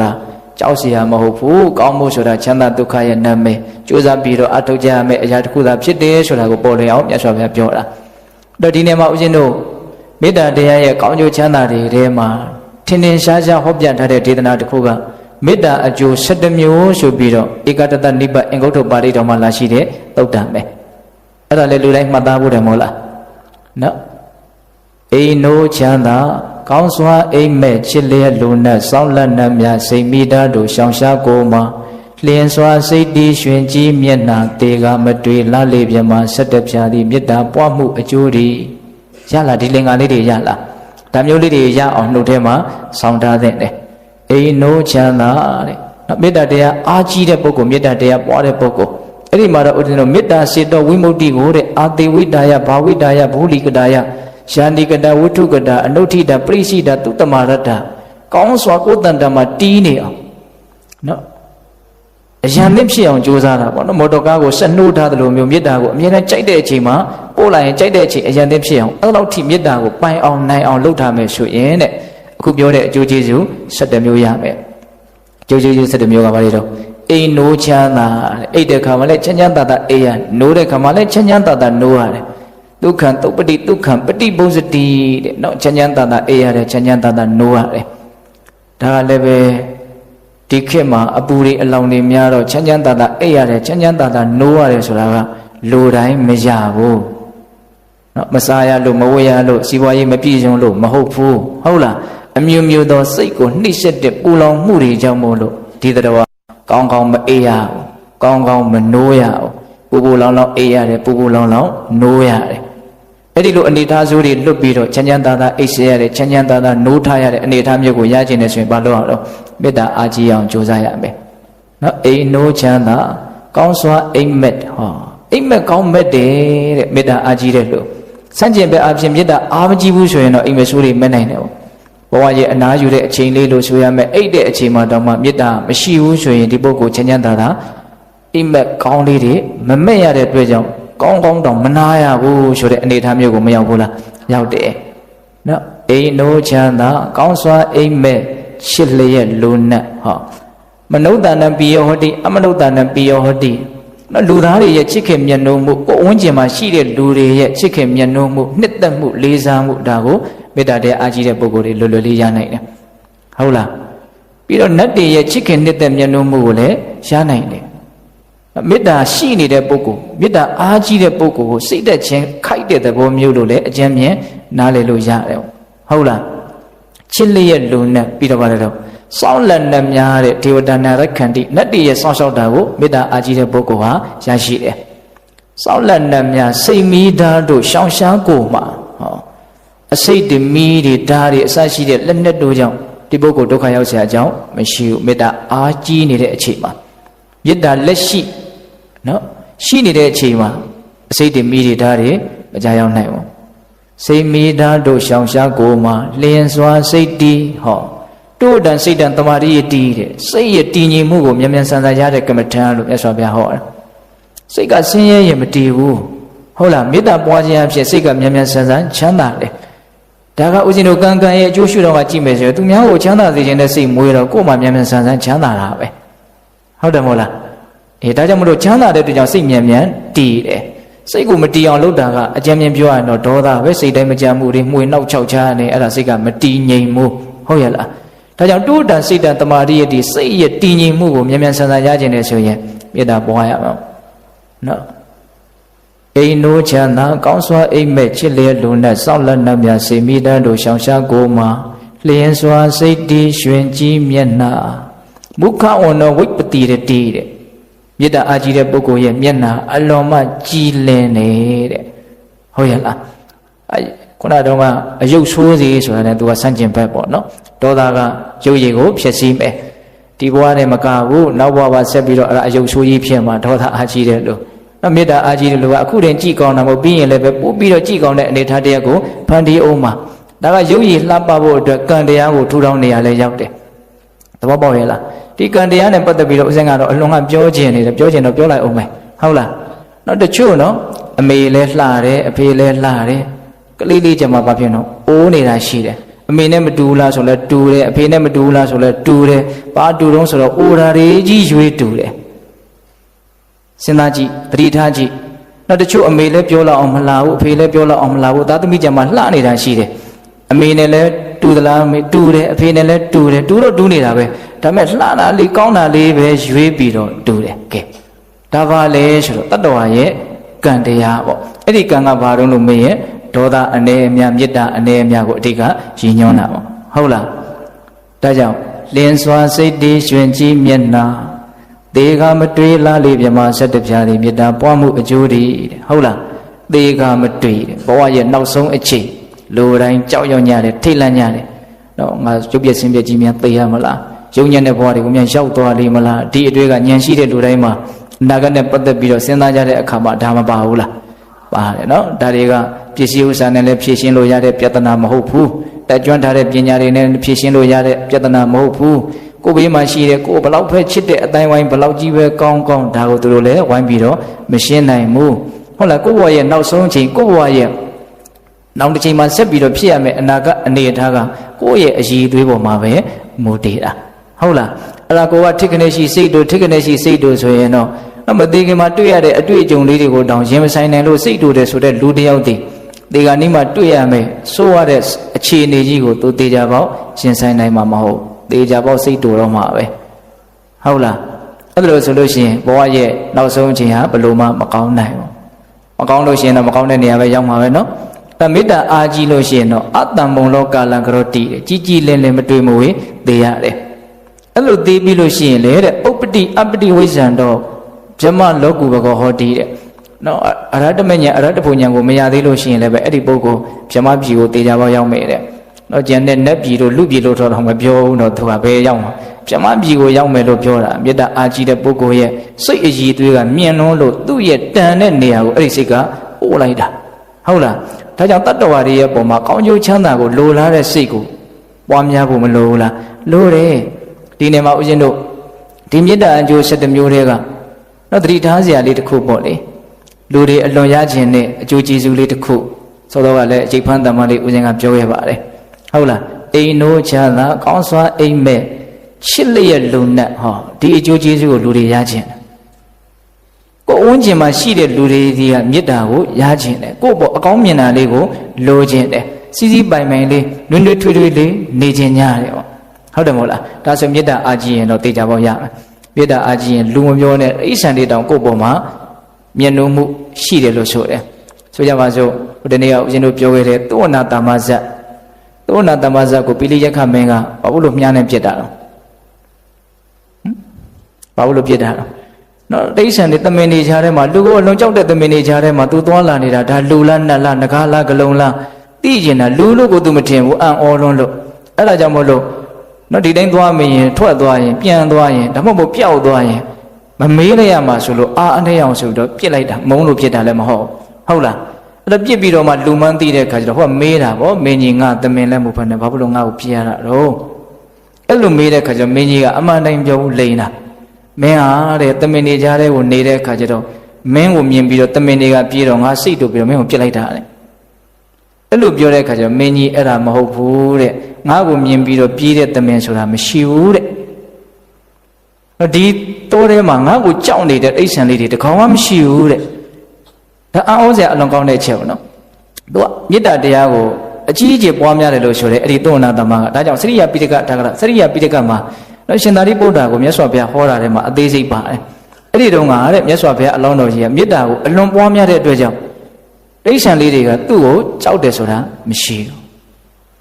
နော်လူကိုအလွန်ကြောက်တဲ့ကိဏ္ဍရာတွေတောင်ကိဏ္ဍရီတွေတောင်သူ့ကိုမကြောက်ဘူးသူနာကိုလာကြတယ်အဲ့တော့သူကလည်းတိဋ္ဌံတွေကိုတတ္တဝါတွေကိုကြောက်နေတာမရှိဘူးကြားတဲ့ချင်းလေးတွေကိုလည်းသူမကြောက်ဘူးနော်ဒါကြောင့်မေတ္တာအားကြီးတဲ့လူဟာကိုယ်ကလည်းဘယ်သူ့ကိုမှကြောက်တဲ့ခံစားချက်မရှိတယ်လို့ကိုယ့်ကိုလည်းဘယ်သူမှကြောက်နေရတယ်ဆိုတဲ့ခံစားချက်မရှိဘူးအဲ့တော့ဒီကြောက်ရတယ်ဆိုတာကြီးဟာတော်တော်ယွန်စရာကောင်းတဲ့ကိစ္စကြီးတော်တော်ဆက်ဆုပ်စရာကောင်းတဲ့ကိစ္စကြီးတစ်ထပ်ပို့ပြီးတော့ပြောရရင်တော့ဟောဒီကြောက်တာလောက်ကြောက်စရာကောင်းတာမရှိဘူးလို့တောင်ပြောခြင်းတယ်ကြောက်ရတဲ့ခံစားချက်ကြီးကမကောင်းလိုက်တာဆိုတာကြီးကိုတွေးကြည့်စေခြင်းတယ်ကိုယ်သူများကြောက်နေရတယ်ဆိုတဲ့အခါကိုစဉ်းစားပါတော့အဲ့လိုဆိုလို့ရှိရင်ကိုယ်သူများကကြောက်နေအောင်လည်းမလုပ်သင့်ဘူးပေါ့ဟုတ်လားကိုကသူများကိုမကြောက်ရသလိုသူများလည်းကိုယ့်ကိုမကြောက်ရအောင်နေနိုင်မယ်ဆိုမကောင်းဘူးလားအလောအားတော့မေတ္တာအားကြီးရမယ်ကိုလည်းသူများကြောက်စရာမလိုဘူး။အော်ဆိုကိုကသူတို့ကိုကောင်းစေခြင်းနဲ့ဘာကြောက်မလဲ။ဟုတ်လား။အဲ့လိုပဲသူတို့ကလည်းကိုကိုဘာမှကြောက်စရာအကြောင်းမရှိဘူး။အလွန်လွတ်လပ်ပေါ်ပါပြီးတော့အလွန်တရာမှအဆင့်တန်းအမြင့်နဲ့ဆက်ဆံရေးလို့မဆိုနိုင်ဘူးလား။ဆိုနိုင်တယ်။နော်။နောက်ပြီးတော့ဦးဇင်းတို့ဒါကတိဋ္ဌံတွေရဲ့ချစ်ခင်မြတ်နိုးမှုကိုရတယ်ဆိုတာကိုပြောတာ။နော်လူတွေရဲ့ချစ်ခင်မြတ်နိုးမှုကိုရတယ်ဆိုတာကလည်းပဲအလွန်မှထင်ရှားတယ်။နော်ရသော်ဘုရားလက်ထက်ကဒီအကြောင်းအရာလေးကအလွန်ပြောစရာကောင်းတယ်။နော်ရှင်အာနန္ဒာရဲ့တငယ်ချင်းရောဇမန္လမင်းသားဆိုတာရှိတယ်။အဲ့တော့မြတ်စွာဘုရားအဲ့ဒီမန္လမင်းသားတို့ရဲ့တိုင်းပြည်ကိုရောက်သွားတဲ့အခါကျတော့မြတ်စွာဘုရားကဂုံအလွန်ကြီးတာကိုဂုံကြီးတဲ့အခါကျတော့သူတို့ကအဲ့ဒီတုန်းကနော်ဟိုလိုပါလီမန်ဒီမိုကရေစီစနစ်ကျင့်သုံးတဲ့နိုင်ငံပဲအဲ့ဒီနိုင်ငံကမြတ်စွာဘုရားကိုရန်ကုန်မှာကြွလာတယ်တဲ့ အကုန်လုံးတိုင်ပင်ပြီးတော့စီဝေးဆုံးဖြတ်ချက်ချတယ်ဘာမကြိုဘူးဆိုလို့ရှိရင်တန်ငွေ900ဟုတ်လားအဲ့ဒါအကုန်လုံးသဘောတူပြီးတော့ဆုံးဖြတ်ချက်ချအဲ့ဒီရောဇမန္လမင်းသားလည်းမြတ်စွာဘုရားကိုထွက်ကြိုးရတာပေါ့နောက်တော့ရှင်အနန္ဒနဲ့တွေ့တဲ့အခါကျတော့ရှင်အနန္ဒကနော်ငယ်တငယ်ချင်းဆိုတော့ဝန္တာအာရအော်ရောဇမင်းလာတယ်ပေါ့ယတနာမြတ်သုံးပါးကိုမင်းကြည်ညိုတာကောင်းတယ်ပေါ့အဲ့လိုပြောတဲ့အခါကျတော့ရောဇဘာပြောတော့ဆိုတော့ရှင်ဘုရားအာနန္ဒာတဲ့တပည့်တော်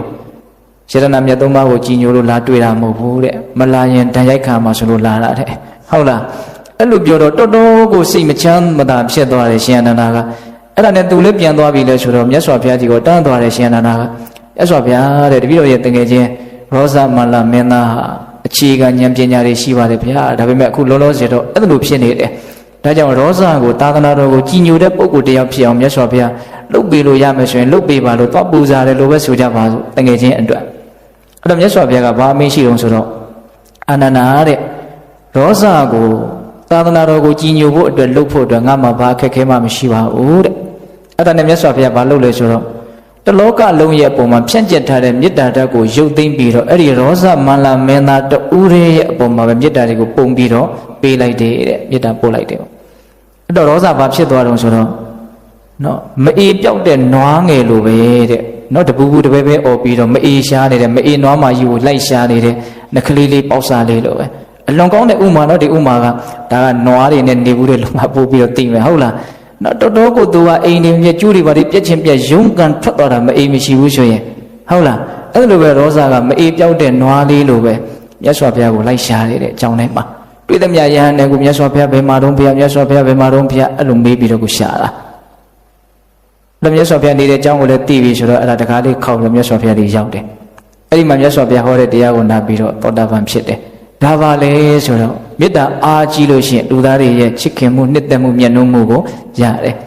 ဒါမြတ်စွာဘုရားမို့ဖြစ်တာပါလို့ဒီလိုပြောလို့မရဘူးမြတ်စွာဘုရားအသုံးပြုတာလည်းမေတ္တာပဲကိုယ်လည်းအသုံးပြုမယ်ဆိုရင်အဲ့ဒီမေတ္တာကိုပဲဘာလို့မှာအသုံးပြုမှာဟုတ်လားဘုရားလောက်နော်သီလသမารိပညာအာမကြီးလို့မေတ္တာတရားတွေဖလားဘုရားလောက်မကြီးကျယ်ဘူးလို့ဆိုတော်လည်းပဲကိုယ်လည်းပဲအသုံးပြုတဲ့မေတ္တာနော်အသုံးပြုနိုင်ရင်ပြုနိုင်တယ်လို့နော်အစွမ်းရည်တတိမရှိနိုင်ဘူးလားရှိနိုင်မှာလေမေတ္တာတရားကတော့ဘက်လိုက်တယ်လို့ရှိမှာမဟုတ်ဘူးဟုတ်ရဲ့လားဒါကြောင့်ပိဿပေါင်းတော်ကောင်းတို့လူသားတို့ရဲ့ချစ်ခင်နှစ်သက်မှုမျက်နှာမှုနော်တိစ္ဆန်တို့ရဲ့ချစ်ခင်နှစ်သက်မှုမျက်နှာမှုဟောပြီးတော့ပြောထားတယ်နတ်တွေရဲ့ချစ်ခင်နှစ်သက်မှုမျက်နှာမှုတဲ့ဟုတ်လားနတ်တွေရဲ့ချစ်ခင်မှုဆိုတာလည်းရနိုင်တယ်ဘုရင်တို့ဝိတာခမထေဆိုတာရှိတယ်နော်အဲ့ဒီဝိတာခမထေကငဘောတထေးတယောက်ပဲဗျနောက်တော့သူအကုန်လုံးကိုစွန့်ပြီးတော့ရဟန်းပြုပြီးတော့နောက်ဂူကြီးတကူထဲမှာသူတရင်သုံးတယ်အလေးလာပြည့်ရင်ငါဒီကူထဲကနေပြီးတော့ထွက်ပြီးတော့တနေရာမှာသွားပြီးတော့တရင်သုံးမလို့သူစိတ်ကူးတာအဲ့ဒါလေးလာပြည့်လို့သူတပိတ်ကလေးလွယ်ပြီးတော့ဒီကူကိုစွန့်ခွာတော့မယ်ဆိုတော့အဲ့ဒီကူဘဝကတစ်ပင်ကိုစောင့်နေနတ်သမီးကငိုတယ်တဲ့အလွန်ငိုတာတော့လို့သူကမေးတဲ့အခါကျတော့အရှင်ဘုရားကြွသွားမယ်ဆိုလို့ငိုတာ哦ငါဒီမှာနေလို့မင်းတို့မှာဘာအကျိုးရှိလို့တုံးလို့မေးတယ်မေးတဲ့အခါကျတော့အရှင်ဘုရားတဲ့အရှင်ဘုရားဒီမှာရှိနေတော့ဟောဒီတောထဲမှာရှိတဲ့ဒီဝန်းကျင်မှာရှိတဲ့နော်နတ်တွေမမြင်ရတဲ့ဒီအမနုဿတွေကအလွန်မှတယောက်ကိုတယောက်မေတ္တာအားကြီးပြီးတော့နေရတာအလွန်ချမ်းသာတယ်ပေါ့အဲ့အရှင်ဘုရားလည်းသွားပြီဆိုရင်တော့အကုန်လုံးကဝါအစည်းပြေတယ်လို့နော်စူးစူးညံညံနဲ့မတည့်တာတွေဘာတွေဖြစ်ကြအောင်မှာပဲဒါကြီးကိုတပြည့်တော့မတွေ့လို့မကြုံလို့တဲ့အတွက်ကြောင့်အရှင်ဘုရားကြွသွားမှဆိုလို့ငိုတာလို့ပြောတယ်တဲ့အဲ့ဒါနဲ့အရှင်မြတ်ကနောက်ထပ်ငါထပ်ပြီးတော့လေးလနေမယ်ဆိုနေလိုက်ပြန်ရောလေးလပြည်လို့ပြန်ကြွသွားတော့မယ်ဆိုတော့အဲ့ဒီနတ်သမီးကငိုပြန်ရောအဲ့ဒီလိုနဲ့အဲ့ဒီနားမှာပဲနေရင်းနဲ့ယဟန္တာဖြစ်ပြီးတော့အဲ့ဒီနားမှာပဲပြိဋိဘံစံတယ်လို့ဆိုတယ်နော်နတ်တွေရဲ့ချစ်ခင်နှစ်သက်မျက်နှာမှုကိုရတယ်ဆိုတာကိုအစာထဲမှာအဲ့ဒီဝတ္ထုကြောင့်လေးကိုသက်သေဥပမာပြကြတယ်ပေါ့ဟုတ်လားဒါကြောင့်ပိဿပေါင်းတော်ကောင်းတို့နော်အိမ်နိုးချမ်းသာကောင်းစွာအိမ်မဲ့ချစ်လျက်လူနတ်ချစ်လျက်လူနတ်ဆိုတာဒါလေးကိုပြောပြဟုတ်လားစောင်းလက်နတ်များစိတ်မိသားတို့ရှောင်ရှားကုန်ပါနော်ဒီနေရာမှာဦးဇင်းတို့မေတ္တာအားကြီးတဲ့ပုဂ္ဂိုလ်ကိုအစိတ်တွေမိတွေလက်နက်တွေဒါတွေကြောင့်ဒုက္ခမရောက်နိုင်ဘူးလို့ပြောတဲ့နေရာမှာသောတော်ကသူ့ဝန္ဒတမကိုဘာလို့မြားကြီးကဝင်းမှန်းရတာတုံးလို့ကန်စဉ်းစားတယ်မရှိဘူးလားနော်ဒီလောက်မေတ္တာအားကြီးတဲ့ပုဂ္ဂိုလ်အဲ့ဒီမေတ္တာကကာကွယ်ပါတော့လားစောင့်ရှောက်ပါတော့လားလို့မေးစရာတော့မရှိဘူးလားရှိတယ်အဲ့ဒါကိုစာထဲမှာဘလို့ဥမာပေးတော့ဆိုတော့နော်တန်ချက်ကအင်ကြီးကြီးဝတ်ထားမယ်ဆိုလို့ရှိရင်ဘယ်သူမှမြားနဲ့ပြစ်လဲမရ တကြကအင်ကြီးဟာမြားကိုကာကွယ်နိုင်တယ်မဟုတ်လားကာကွယ်နိုင်တယ်သို့တော့အဲ့ဒီအင်ကြီးကိုချွတ်ထားတဲ့အချိန်မှဆိုရင်တော့အဲ့ဒီပုဂ္ဂိုလ်ကိုမြားဆူတာတွေဘာတွေဖြစ်နိုင်မို့လားဖြစ်နိုင်တယ်နော်သူဝတ်မထားတဲ့အချိန်မှာမြားဆူတာကိုကြည့်ပြီးတော့တကြကအင်ကြီးကမြားကိုမကာကွယ်နိုင်ပါဘူးလို့တော့ပြောလို့မရအောင်အဲ့တော့သူ့အနာတမကိုဘာလို့မြားမာတာတော့ဆိုတော့အဲ့ဒီအချိန်မှာသူ့အနာတမသည်မိလျော့နေတဲ့အချိန်ဖြစ်တယ်လို့ဆိုတယ်အဲ့ဒီအချိန်မှာသူဟာမေတ္တာတည်းဟူသောတကြကအင်ကြီးကိုချွတ်ထားတဲ့အချိန်ဖြစ်နေတယ်ဒါကြောင့်မလို့သူမြတ်မှန်ရတာသဘောပေါက်ရလားဗျအေးအဲ့တော့ဒီနေရာမှာဦးဇင်းတို့မြတ်စွာဘုရားလက်ထက်ကဥဒ္ဒရာတို့တိတိမာတို့ရဲ့အကြောင်းကိုပြောရရင်အလွန်ကောင်းမှာပေါ့နော်ဒီဇလတ်လည်းလူတိုင်းကြားဦးပါတယ်နောက်တိတိမာကနောက်ဥဒ္ဒရာရဲ့ခင်မွန်းလင်ကိုနောက်ဥဒ္ဒရာကသူဘာသာရေးအလုပ်တွေကိုလုပ်တဲ့နေရာမှာနော်စိတ်ရှိလက်ရှိနောက်ဆန်ကင်းကင်းနောက်ဆန်တင်းမှုမရှိဘဲနဲ့လုံနိုင်ဖို့အတွက်အဲ့ဒီပြည်စာမှာတိတိမာကိုသူ့ယောက်ျားအတွက်ငှားပြီးတော့ပေးတာအနေကြားလာတဲ့အခါကျတော့ဥဒ္ဒရာရဲ့ယောက်ျားကိုပဲသူ့ယောက်ျားလို့ထည့်တယ်တိတိမာကဟုတ်လားနောက်ရက်စီကနေကြတဲ့အခါကျတော့ဒီသူ့ရဲ့ယောက်ျားကဥဒ္ဒရာကိုကြည့်ပြီးတော့မိုက်လိုက်တဲ့မိန်းမစီရင်ချမ်းသာတော့ပြည့်စုံနေတာမခံစားဘဲနဲ့တော့ဒီယဟန်တွေကိုပဲပြုစုကိုသူစူးစမ်းနေတယ်ဆိုကြည့်ပြီးတော့ပြုံးတာအဲ့ဒါကိုသူကတမျိုးအထင်လွဲပြီးတော့ဝန်နေတိုးပြီးတော့အဲ့ဒီဥဒ္ဒရာကိုဘာလုပ်တုံးဆိုတော့ထောပတ်ပွက်ရည်နဲ့တွားပြီးတော့လောင်းတာဟုတ်လားအဲ့ဒီလောင်းတော့မယ်ဆိုတာကိုလည်းသိရောဥဒ္ဒရာကဒီမိမဟာငါ့ပုံမှာအလွန်ကြည်ကျူးများတယ်သူ့ကြောင့်ငါအများကြီးကုသိုလ်တွေလုပ်ရတယ်အဲ့တော့ငါဟာသူ့ပုံမှာမေတ္တာမပြည့်ရုံမှန်လို့ရှိရင်အဲ့ဒီထောပတ်စီတွေကငါ့ကိုမပူပါစေတည်းသစ္စာစကားလည်းသူပါတယ်မေတ္တာလည်းအလွန်အားကြီးတယ်ဒါကြောင့်ထောပတ်ပူတွေကသူ့ကိုမပူလောင်စေဘူးဒါမေတ္တာအားကြီးလို့ဟုတ်ရလားဒါလေးကိုပြောကြရတော့အလွန်ကောင်းတာပေါ့ဟုတ်လားသို့တော့နောက်ထပ်ဦးဇင်းတို့ကဒီဒေါသမဖြစ်ဖို့မေတ္တာအားကြီးဖို့အတွက်မြတ်စွာဘုရားဟောပြထားတဲ့နောက်ကကစုပမတုတ်တံဆိုတာကြီးကိုပြောခြင်းလို့နော်မေတ္တာအကျိုး7မျိုးဆိုတာကိုဒီလောက်နဲ့ရက်ကြရအောင်ပေါ့ဟုတ်လားဒီကကစုပမတုတ်တံကိုလည်းပဲဦးဇင်းတို့လွှဥပမာဆိုပြီးတော့တရားဟောထားတာလည်းရှိပါတယ်အဲ့ဒီတည်းမှာလည်းအသေးစိတ်ဟောထားအခုလည်းပဲမှတ်မိသလောက်တော့အသေးစိတ်ပဲပြောခြင်းသေးတာပဲဟုတ်လားအဲ့ဒီကကစုပမဆိုတာကကစုပမဆိုတာလွှဥပမာလို့အဓိပ္ပာယ်ရတယ်နော်အဲ့ဒီတုတ်တံဖြစ်ပေါ်လာရခြင်းရဲ့အကြောင်းကမြတ်စွာဘုရားလက်ထက်ကမောလိယဖက္ကုဏဆိုတဲ့ယဟန်တစ်ပါးရှိတယ်အဲ့ဒီယဟန်ကဘိက္ခုနီမတွေနဲ့အလွန်တရာမှအကျွမ်းဝင်နေရင်းနေတယ်ဘိက္ခုနီမတွေနဲ့အချင်းချင်းနော်အလွန်တရာသူတို့ရင်းနေကြတယ်ဘယ်လောက်ထိရင်းနေတုံးဆိုရင်နော်ဘိက္ခုနီမတွေမကောင်းကြောင်းပြောရင်အဲ့ဒီယဟန်ကစိတ်တိုတယ်အဲ့လိုပဲတစ်ဖက်ကလည်းပဲမောလိယဖက္ကုဏမကောင်းကြောင်းပြောရင်ဘိက္ခုနီတွေကစိတ်တိုကြတယ်တယောက်တယောက်အထိမခံရဘူးပေါ့လေဟုတ်လားအဲ့လိုဖြစ်တာကြီးကိုသဘောပေါက်မကျမှန်သိကြတဲ့ယဟန်တော်တွေကမြတ်စွာဘုရားကိုသွားပြီးတော့ရှောက်တာရှောက်တော့မြတ်စွာဘုရားကအဲ့ဒီဖက္ကုဏကိုခေါ်ပြီးတော့သင်ကိုဒီလိုပြောကြတယ်အဲ့ဒါဟုတ်သလားလို့မေးတဲ့အခါကျတော့ तू လိန်လို့မရအောင်မှန်လားပါဗျာလို့ရှောက်ရတယ်အဲ့လိုရှောက်တဲ့အခါကျတော့မြတ်စွာဘုရားကဖက္ကုဏကိုတရားဟောတာပေါ့စေတဖက္ကုဏတဲ့ယုံကြည်မှုနဲ့သာသနာပေါင်းဝင်လာတဲ့သင်တို့ပုဂ္ဂိုလ်အတွက်ဒီလိုယဟန်တွေအတွက်ဒီလိုဖြစ်ရတာမသင့်တော်ဘူးနော်ဒါမျိုးမဖြစ်သင့်ဘူးအဲ့ဒီမှာမြတ်စွာဘုရားဘာပြောတော့ဆိုတော့အဲ့ဒီဘိက္ခုနီမတွေကိုတဲ့သင်ရဲ့မျက်မှောက်မှာပဲတခြားသောပုဂ္ဂိုလ်တွေကတော့ကဲ့ကြမယ်ရှုံချကြမယ်ဆိုရင်သင်ရဲ့စိတ်ထဲမှာဖောက်ပြန်မှုမဖြစ်သင့်ဘူးတဲ့နော်သင်မြင်လို့တဲ့ဘိက္ခုနီမတွေရဲ့မကောင်းကြောင်သင်ရှိမှလာပြောတယ်ဆိုရင်သင်ဘယ်လိုစဉ်းစားသင့်တော့ဆိုတော့ငါရဲ့စိတ်မဖောက်ပြန်စေရဘူးငါရဲ့နှုတ်ကရုပ်ညံ့တဲ့စကားတွေမထွက်စေရဘူးကြီးမားတဲ့အေဂျင့်နဲ့မေတ္တာတရားကိုဒါလည်းငါဖြစ်စေမယ်ဆိုပြီးတော့အဲ့ဒါလိုသင်ကျင့်ရမယ်တဲ့နော်ကိုယ်ရမှာပြောတာတော့မဟုတ်ဘူးနော်သူရှိမှလာပြောတာဆိုရင်တော့မှအဲ့လိုမျိုးကျင့်ရမယ်တဲ့အဲ့လောက်တင်လားဆိုတော့မကဘူးတဲ့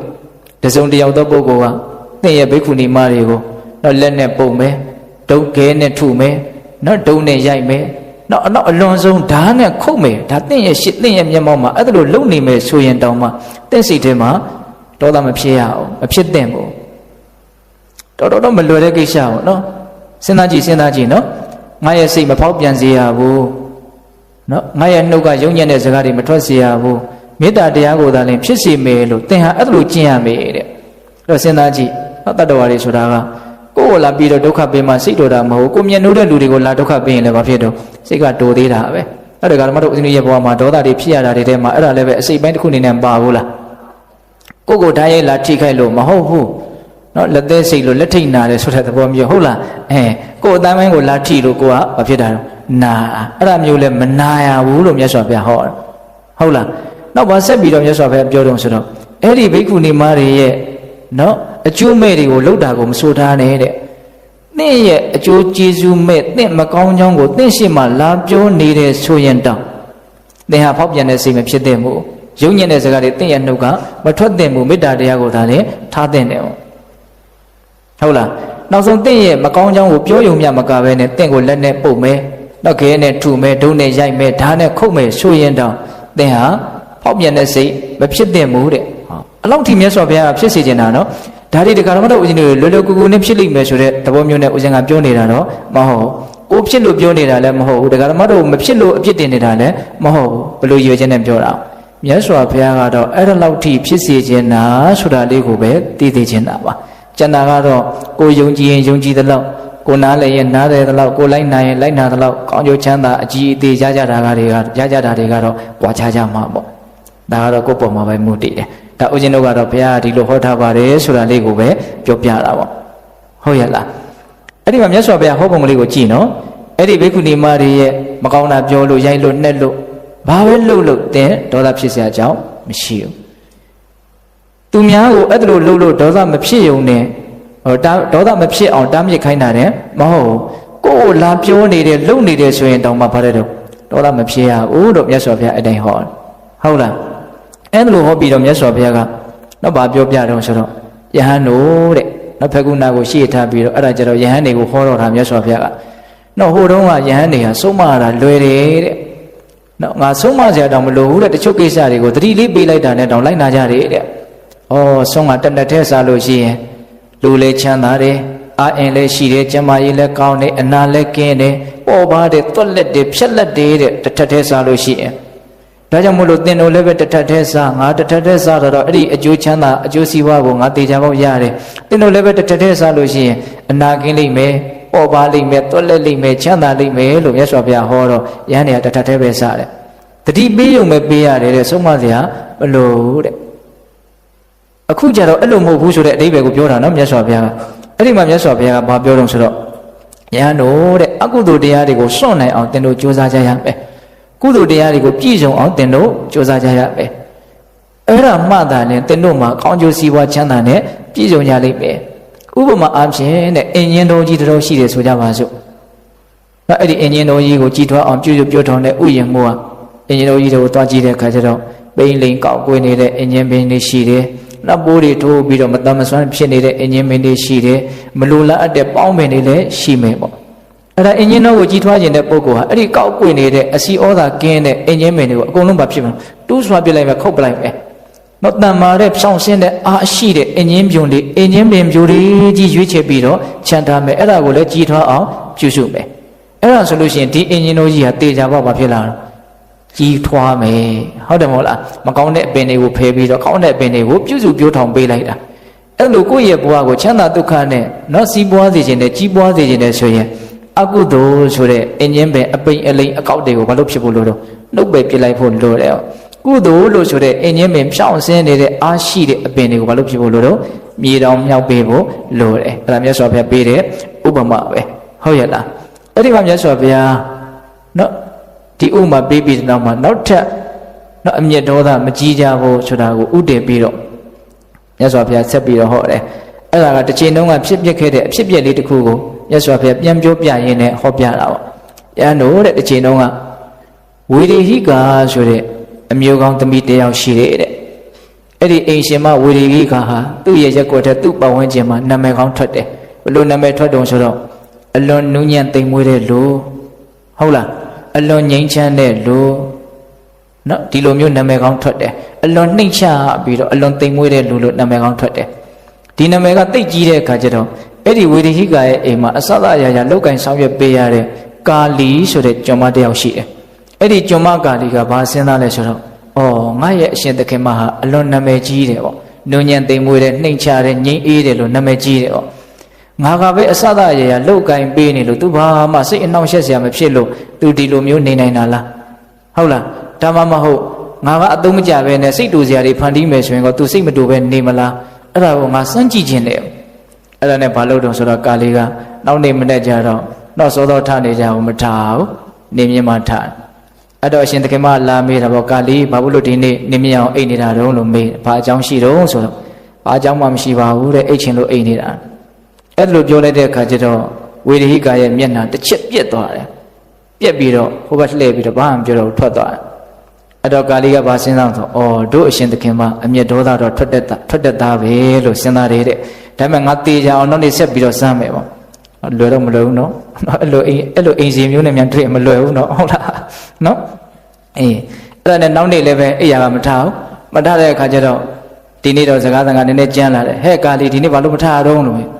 ့ဘာလို့မထားတော့ဆိုတော့မနေ့တုန်းကအဖြေတိုင်းပဲဘာမှမပြုပါဘူးအိတ်ချင်လို့အိတ်နေတာအဲ့ဒီနေ့ကျတော့ဘာဖြစ်တုံးဆိုတော့အမူအရာပြည့်ုံနဲ့မကဘူးရုပ်မာယုံရင်းတဲ့စကားသံတွေကသူ့ကိုဆဲဆိုတယ်တဲ့ဘာလို့ဒီလိုလောက်ရသလဲဘာလဲညာလဲပေါ့ဟုတ်လားအဲ့ဒါနဲ့အော်တို့ရဲ့အရှင်သခင်မအမျက်ဒေါသထွက်ယုံမြမကဘူးကြမ်းထမ်းတဲ့စကားတွေလည်းပြောတတ်တာပဲလို့သူသိရတယ်ပေါ့ဒါမဲ့တေချာအောင်ငါဆက်စုံစမ်းမယ်အဲ့ဒါနဲ့နောက်နေ့ဆက်ပြီးတော့ပဲအိမ်နဲ့မထားအောင်အဲ့လိုမထားတဲ့အခါကျတော့ဟိုကဒေါသကတော်တော်ကြီးနေပြီမထားတဲ့ကောကစားဟုတ်လားအဲ့နဲ့ဟဲ့ကာလီဒီနေ့ဘာလို့မထားတော့လို့မေးတော့ပုံမှန်မဲ့သူကအာမပြုပါဘူးအိတ်ချင်လို့အိတ်နေတာဆိုတော့ဘာမှကိုမပြောနိုင်တော့ဘူးအနာနာမှရှိတဲ့တကားမင်းတို့နဲ့ကောက်ပြီးတော့ခေါင်းချတာနော်အဲ့ဒါခေါင်းဟက်တဲ့ကွဲပြီးတော့သွေးတွေရွှဲရွှဲဆူသွားတယ်အဲ့ဒီကြတော့မှကာလီကသူ့ရဲ့ခေါင်းကိုလက်နဲ့အုပ်ပြီးတော့အရက်သေးကိုပြောတယ်တဲ့နော်ကြည့်ကြပါဦးရှင်တို့အလွန်နုညံ့သိမ်မွေ့ပြီးတော့ညင်းအေးတယ်ဆိုတဲ့ဝေဒဟိကာကိုကြည့်ကြပါဦးတယောက်သေးသောကြွန်မာလေးကိုခုခေါင်းကိုရိုက်လိုက်တာပေါ့လေဟုတ်လား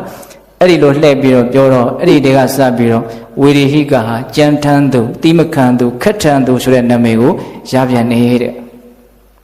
့အဲ့ဒါကိုမြတ်စွာဘုရားဥမာပေးတာယဟန်တို့တဲ့ဟောဒီသာသနာကြီးမှာလည်းတချို့ယဟန်တွေဟာနော်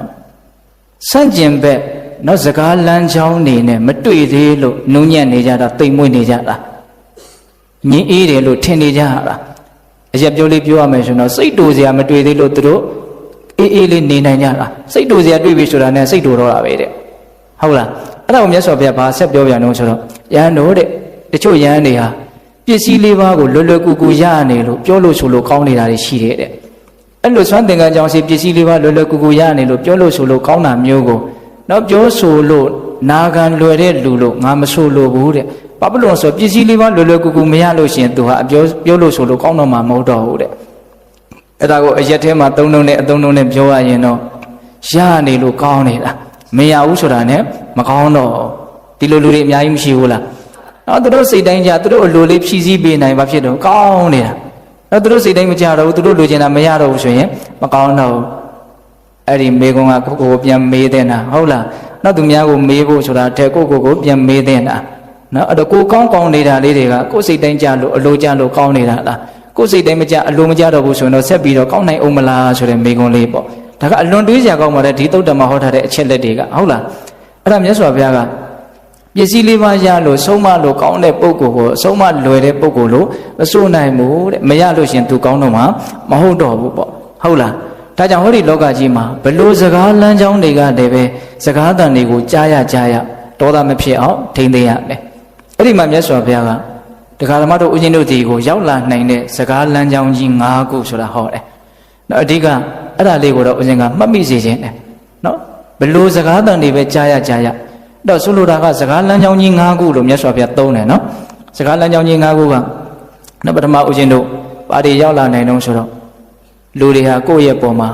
တင့်တော်တာတွေကိုလည်းပြောခြင်းပြောမယ်မတင့်တော်တာတွေကိုလည်းပြောခြင်းပြောမယ်တင့်တော်တာကိုပဲပြောမပြောတဲ့တာကိုပဲပြောမပြောတဲ့တာတွေဘာလို့ငါ့ကိုလူကြားတဲ့လားပြောတာတုံးလို့အဲ့လိုလူတွေကိုလိုက်တားမြစ်လို့မရအောင်သူတို့ပြောခြင်းတာပြောမှာပဲနော်သူတို့ပြောတာတွေကတင့်တော်တာတွေလည်းပါနိုင်တယ်မတင့်တော်တာတွေလည်းပါနိုင်တယ်ဒါပထမလမ်းကြောင်းဟုတ်လားနောက်ပြီးတော့မှန်တာတွေလည်းသူတို့ပြောခြင်းပြောမယ်အမှန်တာတွေလည်းပြောခြင်းပြောမယ်ကိုယ်အကြောင်းကိုဒါသူတို့လိုတယ်လို့ပဲလေနောက်ဟုတ်မှန်တဲ့အကြောင်းအရာကိုပြောတာရှိတယ်လို့မဟုတ်ဘဲနဲ့အပုတ်ချပြီးတော့ပြောတာလည်းကြုံရနိုင်တယ်ဟောနော်တင်တော်တာကိုပြောရင်ပြောမယ်မတင်တာကိုပြောရင်ပြောမယ်မှန်တာကိုပြောခြင်းပြောမယ်မမှန်တာကိုပြောခြင်းပြောမယ်စကားလမ်းကြောင်းတစ်ခုရှိပြီတော့နှစ်ခုရှိပြီနော်နောက်သူတို့ကိုယ်စကားပြောတဲ့အခါမှာတိမ်တိမ်မွေ့မွေ့နူးနူးညံ့ညံ့ပြောတာလည်းဖြစ်နိုင်တယ်သို့မဟုတ်ကြမ်းကြမ်းထန်ထန်ခက်ခက်ထန်ထန်အထက်စီးကနေပြောခြင်းလို့ပြောတာလည်းဖြစ်နိုင်တယ်ဒါလည်းကိုတားပိုင်ခွင့်မရှိဘူးဟုတ်တယ်မဟုတ်လားရောက်လာနိုင်တယ်နော်ဒီစကားလမ်းကြောင်းတွေကနေပေါ့ဒါတွေပဲရောက်နေတာပဲလေဟုတ်လား နုံနုံညံ့ညံ့တိမ်တိမ်မွေးပြောတာလည်းရှိရင်ရှိမယ်ကြံ့ကြံ့ထန်ထန်ပြောတာလည်းရှိရင်ရှိမယ်နောက်အကျိုးအကြောင်းစိုက်တဲ့နောက်အရက်ပြောလေးနဲ့ပြောရတော့အဓိပ္ပာယ်ရှိတဲ့စကားကိုပြောခြင်းလည်းပြောမယ်ဒါမှမဟုတ်ဘာအကျိုးအကြောင်းမှဆက်ဆက်လို့မရတဲ့ဘာအဓိပ္ပာယ်မှမရှိတာတွေပြောတာလည်းရှိရင်ရှိမယ်ဟောအဲ့ဒါမျိုးတွေကမရှိဘူးလားနော်တချို့လူတွေရဲ့စကားဘာအဓိပ္ပာယ်မှမရှိဘူးဒါမှမသိခံပြီးတော့နားထောင်နေရတာပဲဟုတ်တယ်မဟုတ်လားဘာအဓိပ္ပာယ်မှမရှိဘူးအကျိုးအကြောင်းမဆိုင်ဘူးပေါ့နော်သူတို့ပြတဲ့အကြောင်းပြချက်တွေကအကုန်အလွဲတွေကြီးပဲဟုတ်လားအဲ့ဒီလိုစကားမျိုးတွေနားထောင်ရတာအလွန်အကုသိုလ်ဖြစ်တယ်ဟုတ်တယ်မဟုတ်လားဒါပေမဲ့တရားဓမ္မတို့ဦးဇင်းတို့အဲ့ဒါကိုမလာနဲ့လို့တားလို့မရစကားလမ်းကြောင်းကြီးကနော်ရောက်လာနိုင်တဲ့ဒါကဟုတ်လားအဲ့လိုအဓိပ္ပာယ်ရှိတာတွေပြောရင်လည်းပြောမယ်အဓိပ္ပာယ်မရှိတာကိုပြောရင်လည်းပြောမယ်ဟောနောက်ပြီးတော့မေတ္တာတရားနဲ့တကယ်ကိုယ့်အကျိုးကိုလိုလားလို့ပြောတာလည်းရှိခြင်းရှိမယ်ဒေါသနဲ့ပြစ်မှားပြီးတော့မကောင်းတဲ့စိတ်နဲ့ပြောတာလည်းရှိရင်ရှိမယ်စကားလမ်းကြောင်းဘယ်နှကြောင်း၅ကြောင်းအဲ့ဒီစကားလမ်းကြောင်းကြီး၅ကြောင်းတိုက်လာပြီဆိုရင်ကောင်းတဲ့အနေအထားလေးတွေနဲ့ပြောရင်တော့နော်ကောင်းတာလေးဖြစ်ဖို့ကအယမ်းမခက်ခဲပါဘူးဒါပေမဲ့မကောင်းတဲ့အနေအထားကြီးကပြောလာပြီဆိုရင်တော့ဘယ်လိုနေမလို့အကြီးအကျယ်စိတ်တူကြတော့မှာပဲနော်တချို့တက်ကြဖြတ်ကြသည့်အထိနော်စိတ်တူကြတာတွေမရှိဘူးလားရှိတယ်တယောက်ကိုတယောက်ပြန်ဆဲကြမယ်ဆိုကြမယ်ရိုက်ကြမယ်နှက်ကြမယ်အကြီးအကျယ်တုံ့ပြန်ကြတာပေါ့နော်အဲ့တော့မြတ်စွာဘုရားကအဲ့ဒီစကားလမ်းကြောင်းကြီး၅ကြောင်းထဲမှာဘယ်လိုစကားလမ်းကြောင်းကပဲလာငါသည်ငါရဲ့စိတ်ကိုမဖောက်ပြန်စေရဘူးအဲ့ဒီဖောက်ပြန်နေဆိုတဲ့အသုံးလုံးနဲ့ဟောတာကိုပဲဦးဇင်းကသဘောကျတယ်ဖောက်ပြန်နေဆိုတာကပင်ကိုအခြေအနေကနေပြီးတော့ပြောင်းသွားတာနော်တော့မကြားတော့စိတ်ကလေးကတွတ်တူအေးအေးဆေးဆေးငြိမ်ငြိမ်လေးပဲကြားလိုက်ရပြီဆိုတာနဲ့မဖြစ်တော့ပြောင်းသွားရောပြောင်းနေတာနဲ့ကိုပဲငြိမ်လိုက်ရတယ်လို့ကိုမရှိဘူးလို့ဖြစ်တယ်ဟုတ်တယ်မဟုတ်လားနော်ဟိုလိုကြောင့်ပြောင်းဒီလိုကြောင့်ပြောင်းအကြောင်းမျိုးကြောင့်ပြောင်းနေရတယ်ငြိမ်တယ်လို့ကိုမရှိဘူးဒါကြောင့်မြတ်စွာဘုရားကကိုယ့်ရဲ့စိတ်ကိုမပေါက်ပြန်စေရဘူးကိုယ့်ရဲ့နှုတ်ကယုံညံ့တဲ့စကားတွေမထွက်စေရဘူးငါသည်တတ္တဝါတွေရဲ့ပုံမှာကောင်းကျိုးချမ်းသာကိုလိုလားတဲ့မေတ္တာစိတ်နဲ့ပဲနေနေအောင်ကြိုးစားမယ်ဆိုတဲ့စိတ်နဲ့သင်တို့အဲ့ဒါလိုကျင့်ရမယ်လို့မြတ်စွာဘုရားပြောတာတို့ဒါကလည်းစဉ်းစားစရာအလွန်ကောင်းပါတယ်များသောဖြင့်စိတ်တူကြတယ်ဆိုတာဒီစကားသံတွေကိုကြားပြီးတော့တူကြတာပဲများတာလေဟုတ်တယ်မဟုတ်လား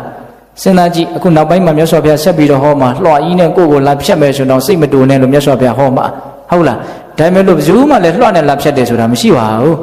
နော်ဒုနဲ့ရိုက်တာတောင်ကိုင်းအသက်ကြီးလာရင်ခံရသလားမခံရပါဘူးလက်နဲ့လာပြီးတော့ထိုးတာပုတ်တာဘောမှာဘယ်နှခါခံရဘူးတော့မခံရပါဘူးတိတ်ပြီးတော့ဟုတ်တယ်မဟုတ်လားဒါပေမဲ့ဘာလို့စိတ်တွေတူနေကြတာနည်းနည်းလေးသောအကြောင်းကြောင့်တူနေကြတာပဲပြောတာကိုမခံနိုင်နေတာပြောလို့ကိုယ်ကဘာမှလည်းထိသွားတာလည်းမဟုတ်လေတောင်လာပြီးတော့ဟတ်တာမဟုတ်တကယ်ကဟုတ်တယ်မဟုတ်လားဒါပေမဲ့ဘလို့တော့ဖြစ်နေတော့အကြီးအကျယ်ဖြစ်နေကြတာပဲဟုတ်တယ်မဟုတ်လားဒါကြောင့်မြတ်စွာဘုရားကဒီစကားတန်တွေနဲ့ပတ်သက်ပြီးတော့လူတွေဒေါသဖြစ်ရတာများလွန်းလို့များဒီစကားတန်တွေကိုဥစားပြီးပြီးတော့ဟောလီရောသလားလို့ဒါကတော့ဦးဇင်းကစဉ်းစားကြည့်အောင်စကားလမ်းကြောင်းကိုပြောထားတာတော့၅မျိုးတောင်ပြောထားတာဟုတ်ရဲ့လားဒါကြောင့်ပိဿပေါင်းတော်တို့ဘယ်လိုစကားတန်တွေပဲငါကြားခြင်းနေဆိုတော့သူများကိုထိန်းချုပ်လို့မရဘူးရွေးချယ်ခွင့်မရှိဘူးလာခြင်းရကလာမယ်ပြောခြင်းရတွေပြောရမယ်ဘာတွေပဲပြေ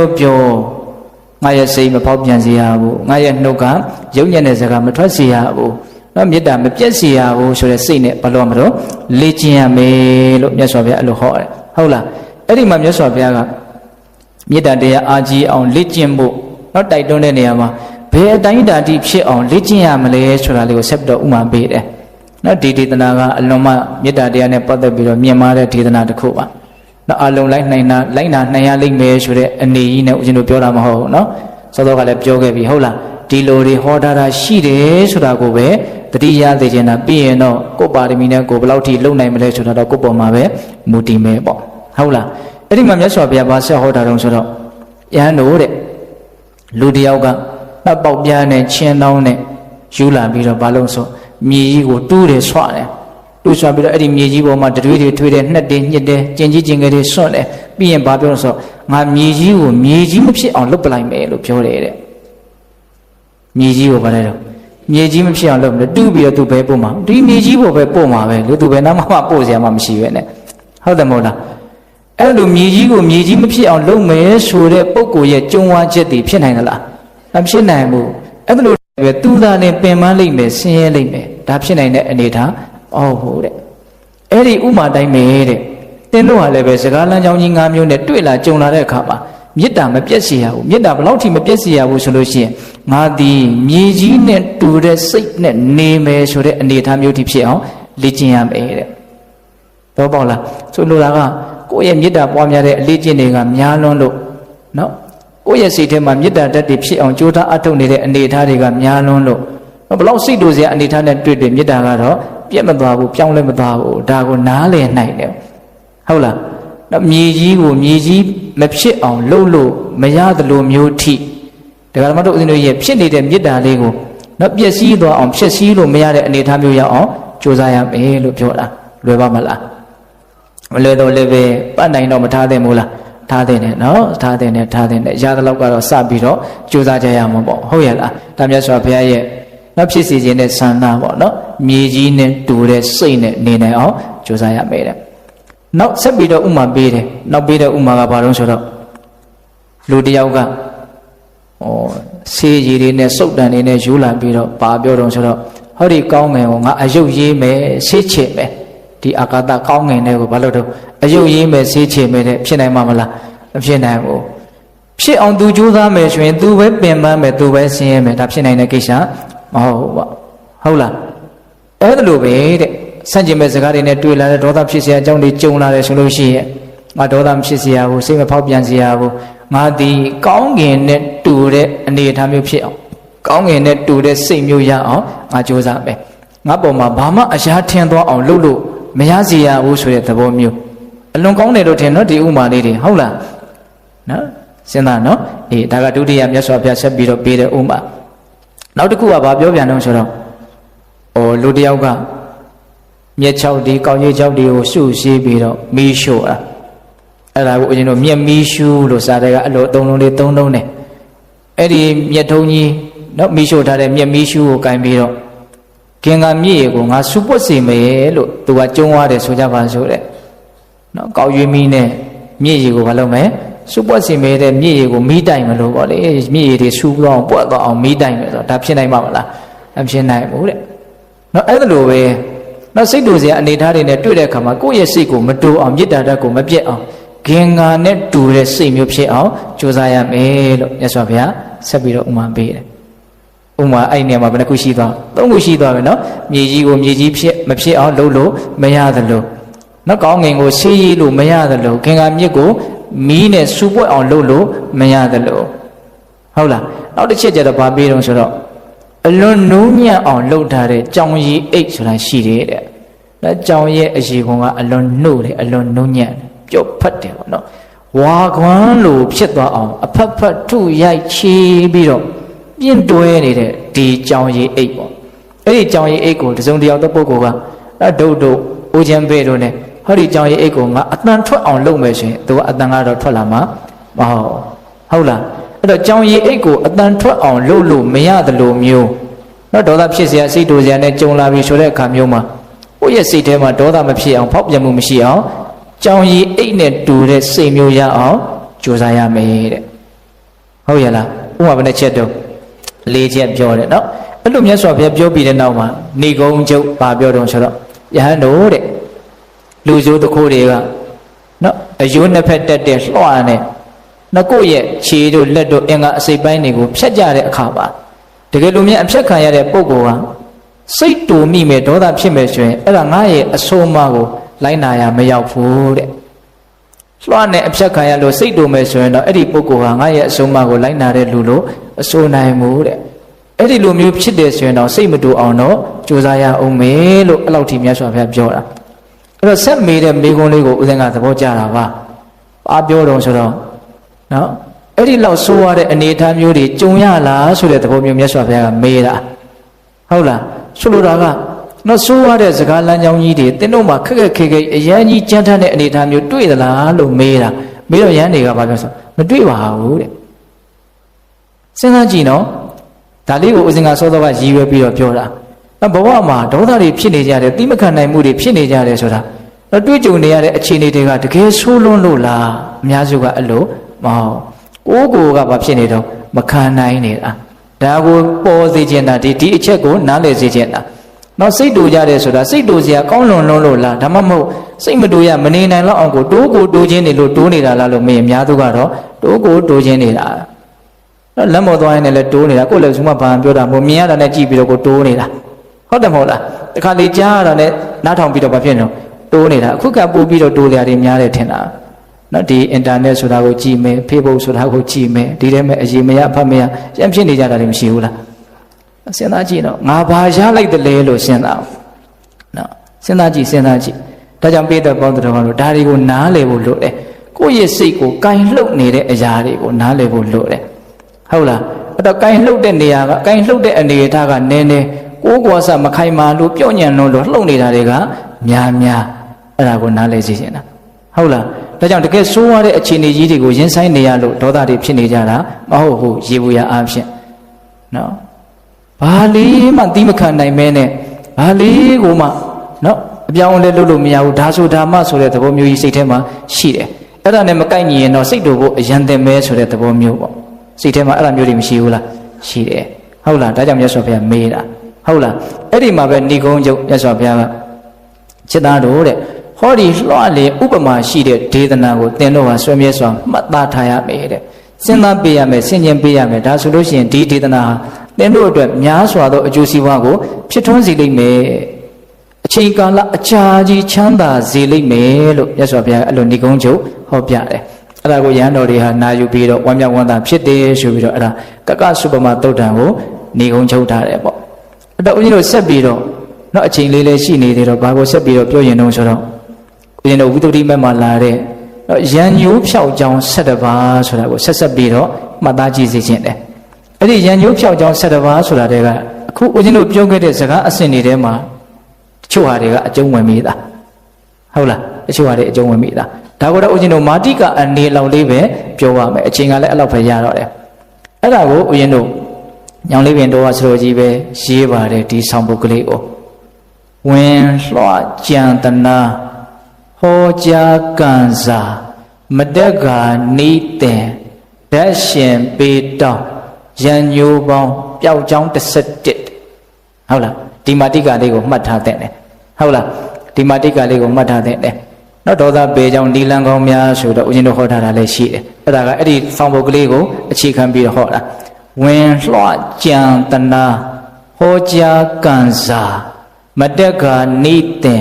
ဓာတ်ရှင်ပေတောင်းဟုတ်လားအဲ့တော့ဝင်ဆိုတာဘာပြောတာလဲဆိုတော့မေတ္တာဇံကိုဝင်စားရမယ်တဲ့မေတ္တာပွားများတဲ့အလေးအကျင့်ကျွမ်းကျင်အောင်လုပ်ပြီးတော့ဒီမေတ္တာကိုပွားများရင်းနဲ့နောက်ပထမဇံရမယ်ဆိုရင်ဒါမေတ္တာဇံရတယ်ပေါ့နော်အဲ့လိုမေတ္တာဇံဝင်စားပြီးကြတာဆိုရင်သူ့မှာရညိုးမရှိဘူးအလွန်ကြည်လင်တဲ့ပေါ့နော်လွှတ်ဆိုတာကအခုပြောတဲ့ကကဆုမတုတ်တန်လိုမျိုးဒေသနာတွေကိုစဉ်းစားရမယ်ဆင်ခြင်ရမယ်လို့ပြောတာဝင်လွှတ်ကြံတယ်ဆိုတာကနော်ဒီဒေါသရဲ့အပြစ်တွေကဘလို့ရှိတယ်မေတ္တာရဲ့အကျိုးကျေးဇူးတွေကဘလို့ရှိတယ်ဆိုတာကိုမှတ်မှန်ကန်ကန်ကြံစီစဉ်းစားရမယ်ဝင်လွှတ်ကြံတနာတယ်ဆိုတာနော်တတ္တဝါတွေအကုန်လုံးဟာဒုက္ခအသေးသေးကြီးပဲဆိုတဲ့အမြင်မျိုးနဲ့တနာတဲ့ကရုဏာတရားဖြစ်အောင်လဲကြိုးစားရမယ်ဒါရန်ညိုးဖြောက်တဲ့အနေအထားဒီမကောင်းကိုယ်စိတ်ထဲမှာလူတယောက်ကိုမုန်းပြီဆိုလို့ရှိရင်မကောင်းမှုထင်လို့မုန်းတာပဲလေတကယ်မကောင်းခဲ့ဘူးဆိုရင်တော့သူဟာမကောင်းတဲ့အကျိုးကိုသိကြပါရမှာပဲအဲ့လိုဆိုရင်တကယ်မကောင်းမှုဆိုလေတနာစရာကောင်းလေပဲ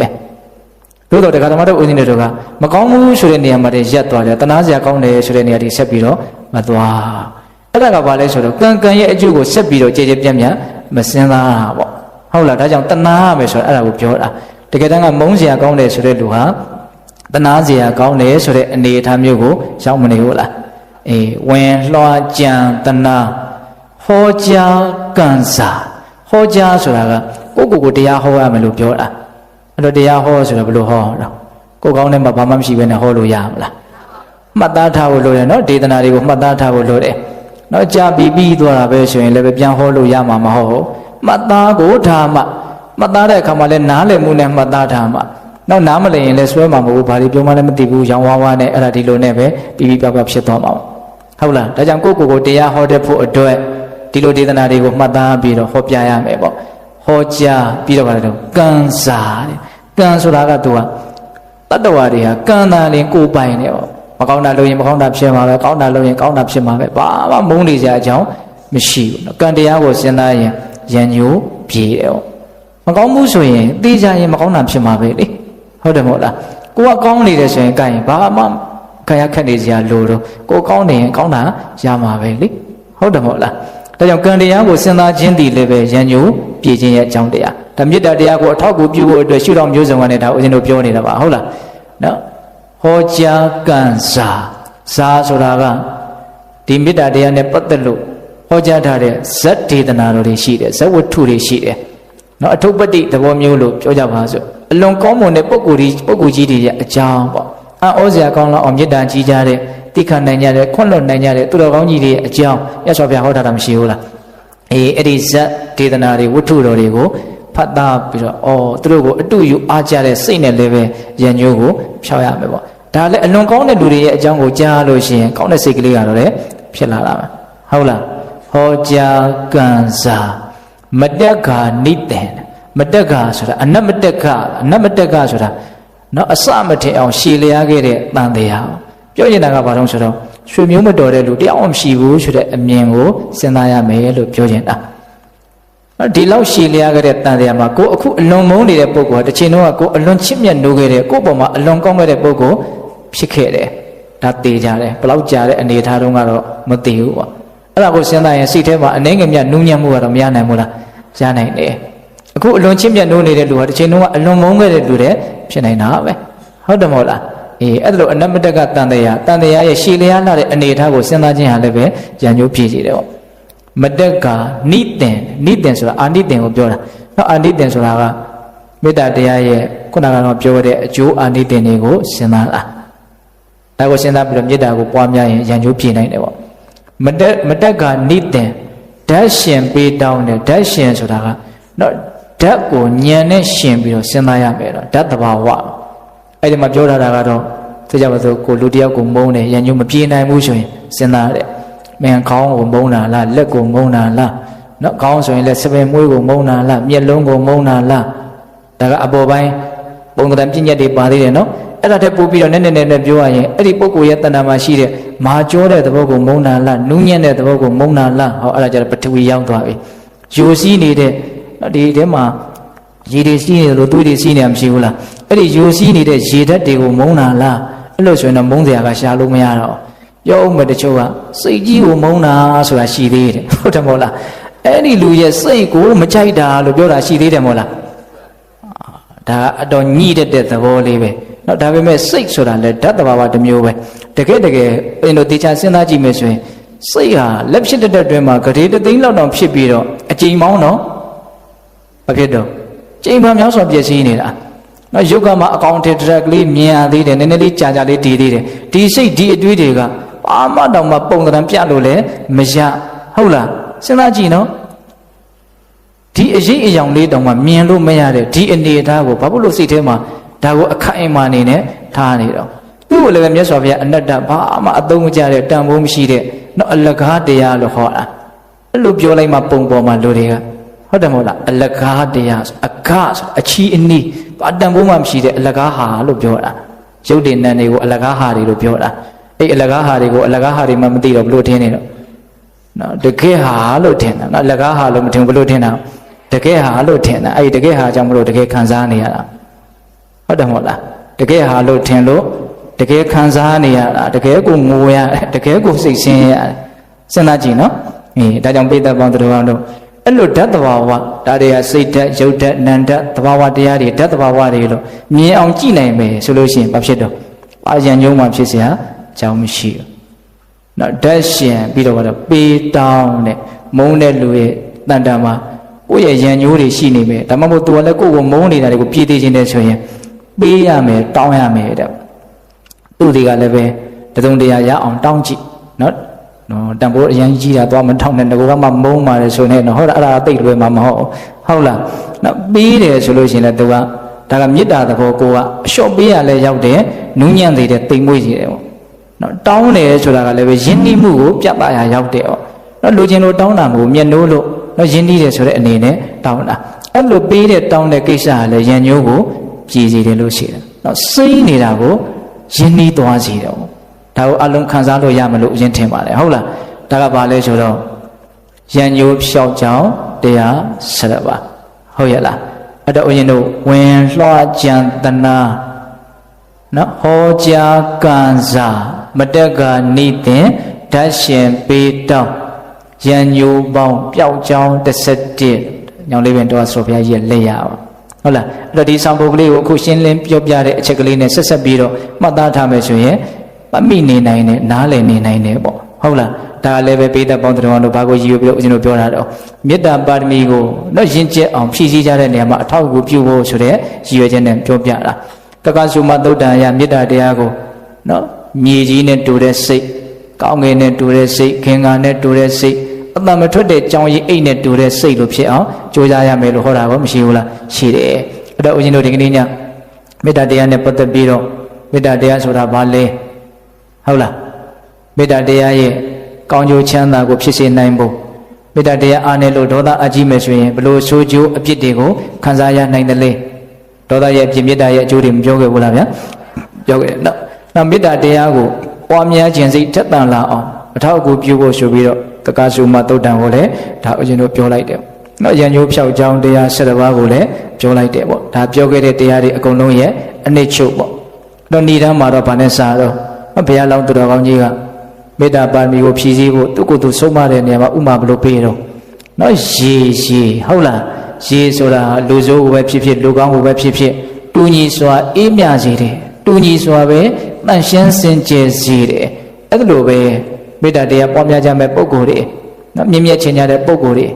ကိုယ့်ပုံမှာကောင်းတဲ့လူတွေကိုပဲဖြစ်ဖြစ်မကောင်းတဲ့လူတွေကိုပဲဖြစ်ဖြစ်တူညီစွာမေတ္တာတရားကိုထားနိုင်အောင်လေ့ကျင့်ပေးကြရမယ်ပေါ့သူကကောင်းလို့ကိုယ်ကပြန်ကောင်းစေခြင်းနဲ့ဆိုတဲ့အနေထားကချီးမွမ်းစရာမဟုတ်သေးဘူးသူမကောင်းဘူးဆိုတာကိုသိပါလဲနဲ့ကောင်းစေခြင်းနဲ့စိတ်ထားနိုင်မယ်ဆိုရင်တော့ကောင်းတဲ့အပေါ်ကောင်းတဲ့လူတွေရဲ့ပုံမှာမေတ္တာထားဖို့ပိုးတောင်လွယ်မသွားဘူးလားလွယ်သွားအဲ့ဆိုရင်တော့ကိုကအောင်မြင်မှုရတယ်ပေါ့ဟုတ်လားအေးဒါကြောင့်ပိဋကပေါင်းသူတော်ကတော့ဒီကနေ့ညမေတ္တာပါရမီတရားတဲ့ဟုတ်လားအချိန်လဲစေပါပြီနော်အဲ့တော့မေတ္တာတရားကိုကြိုးစားအထောက်ပြီးတော့နောက်ဆုံးပဲညံဘုန်းကြီးမျက်နှိပ်ပံကိုမျက်မှောက်ပြုနိုင်ကြပါစေလို့ဦးဇင်းတို့ဆန္ဒပြုရင်းနဲ့ပဲမေတ္တာပို့ပြီးတော့မေတ္တာပါရမီတရားတော်ကိုအဆုံးသတ်ကြရအောင်နော်ဘဝတုတဗ္ဗမင်္ဂလာရကံတုတဗ္ဗဒေဝတာတဗ္ဗဗုဒ္ဓနုဝဝေနတရာဒုက္ခိဘွန်တုတိ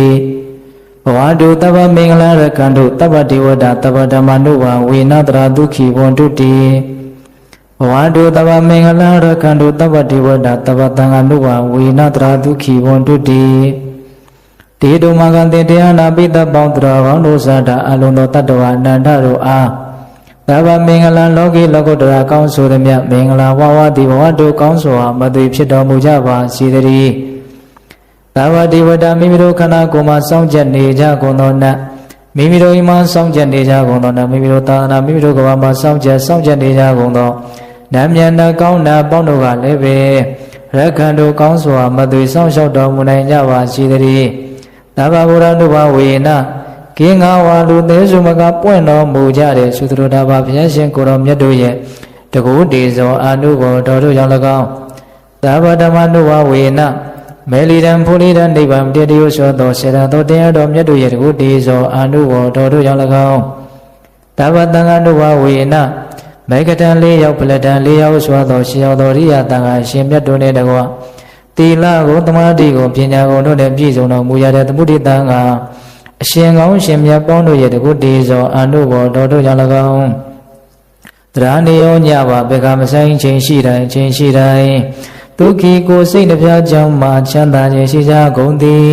ဘဝတို့ကောင်းစွာမသွေဖြစ်တော်မူကြပါစေတည်း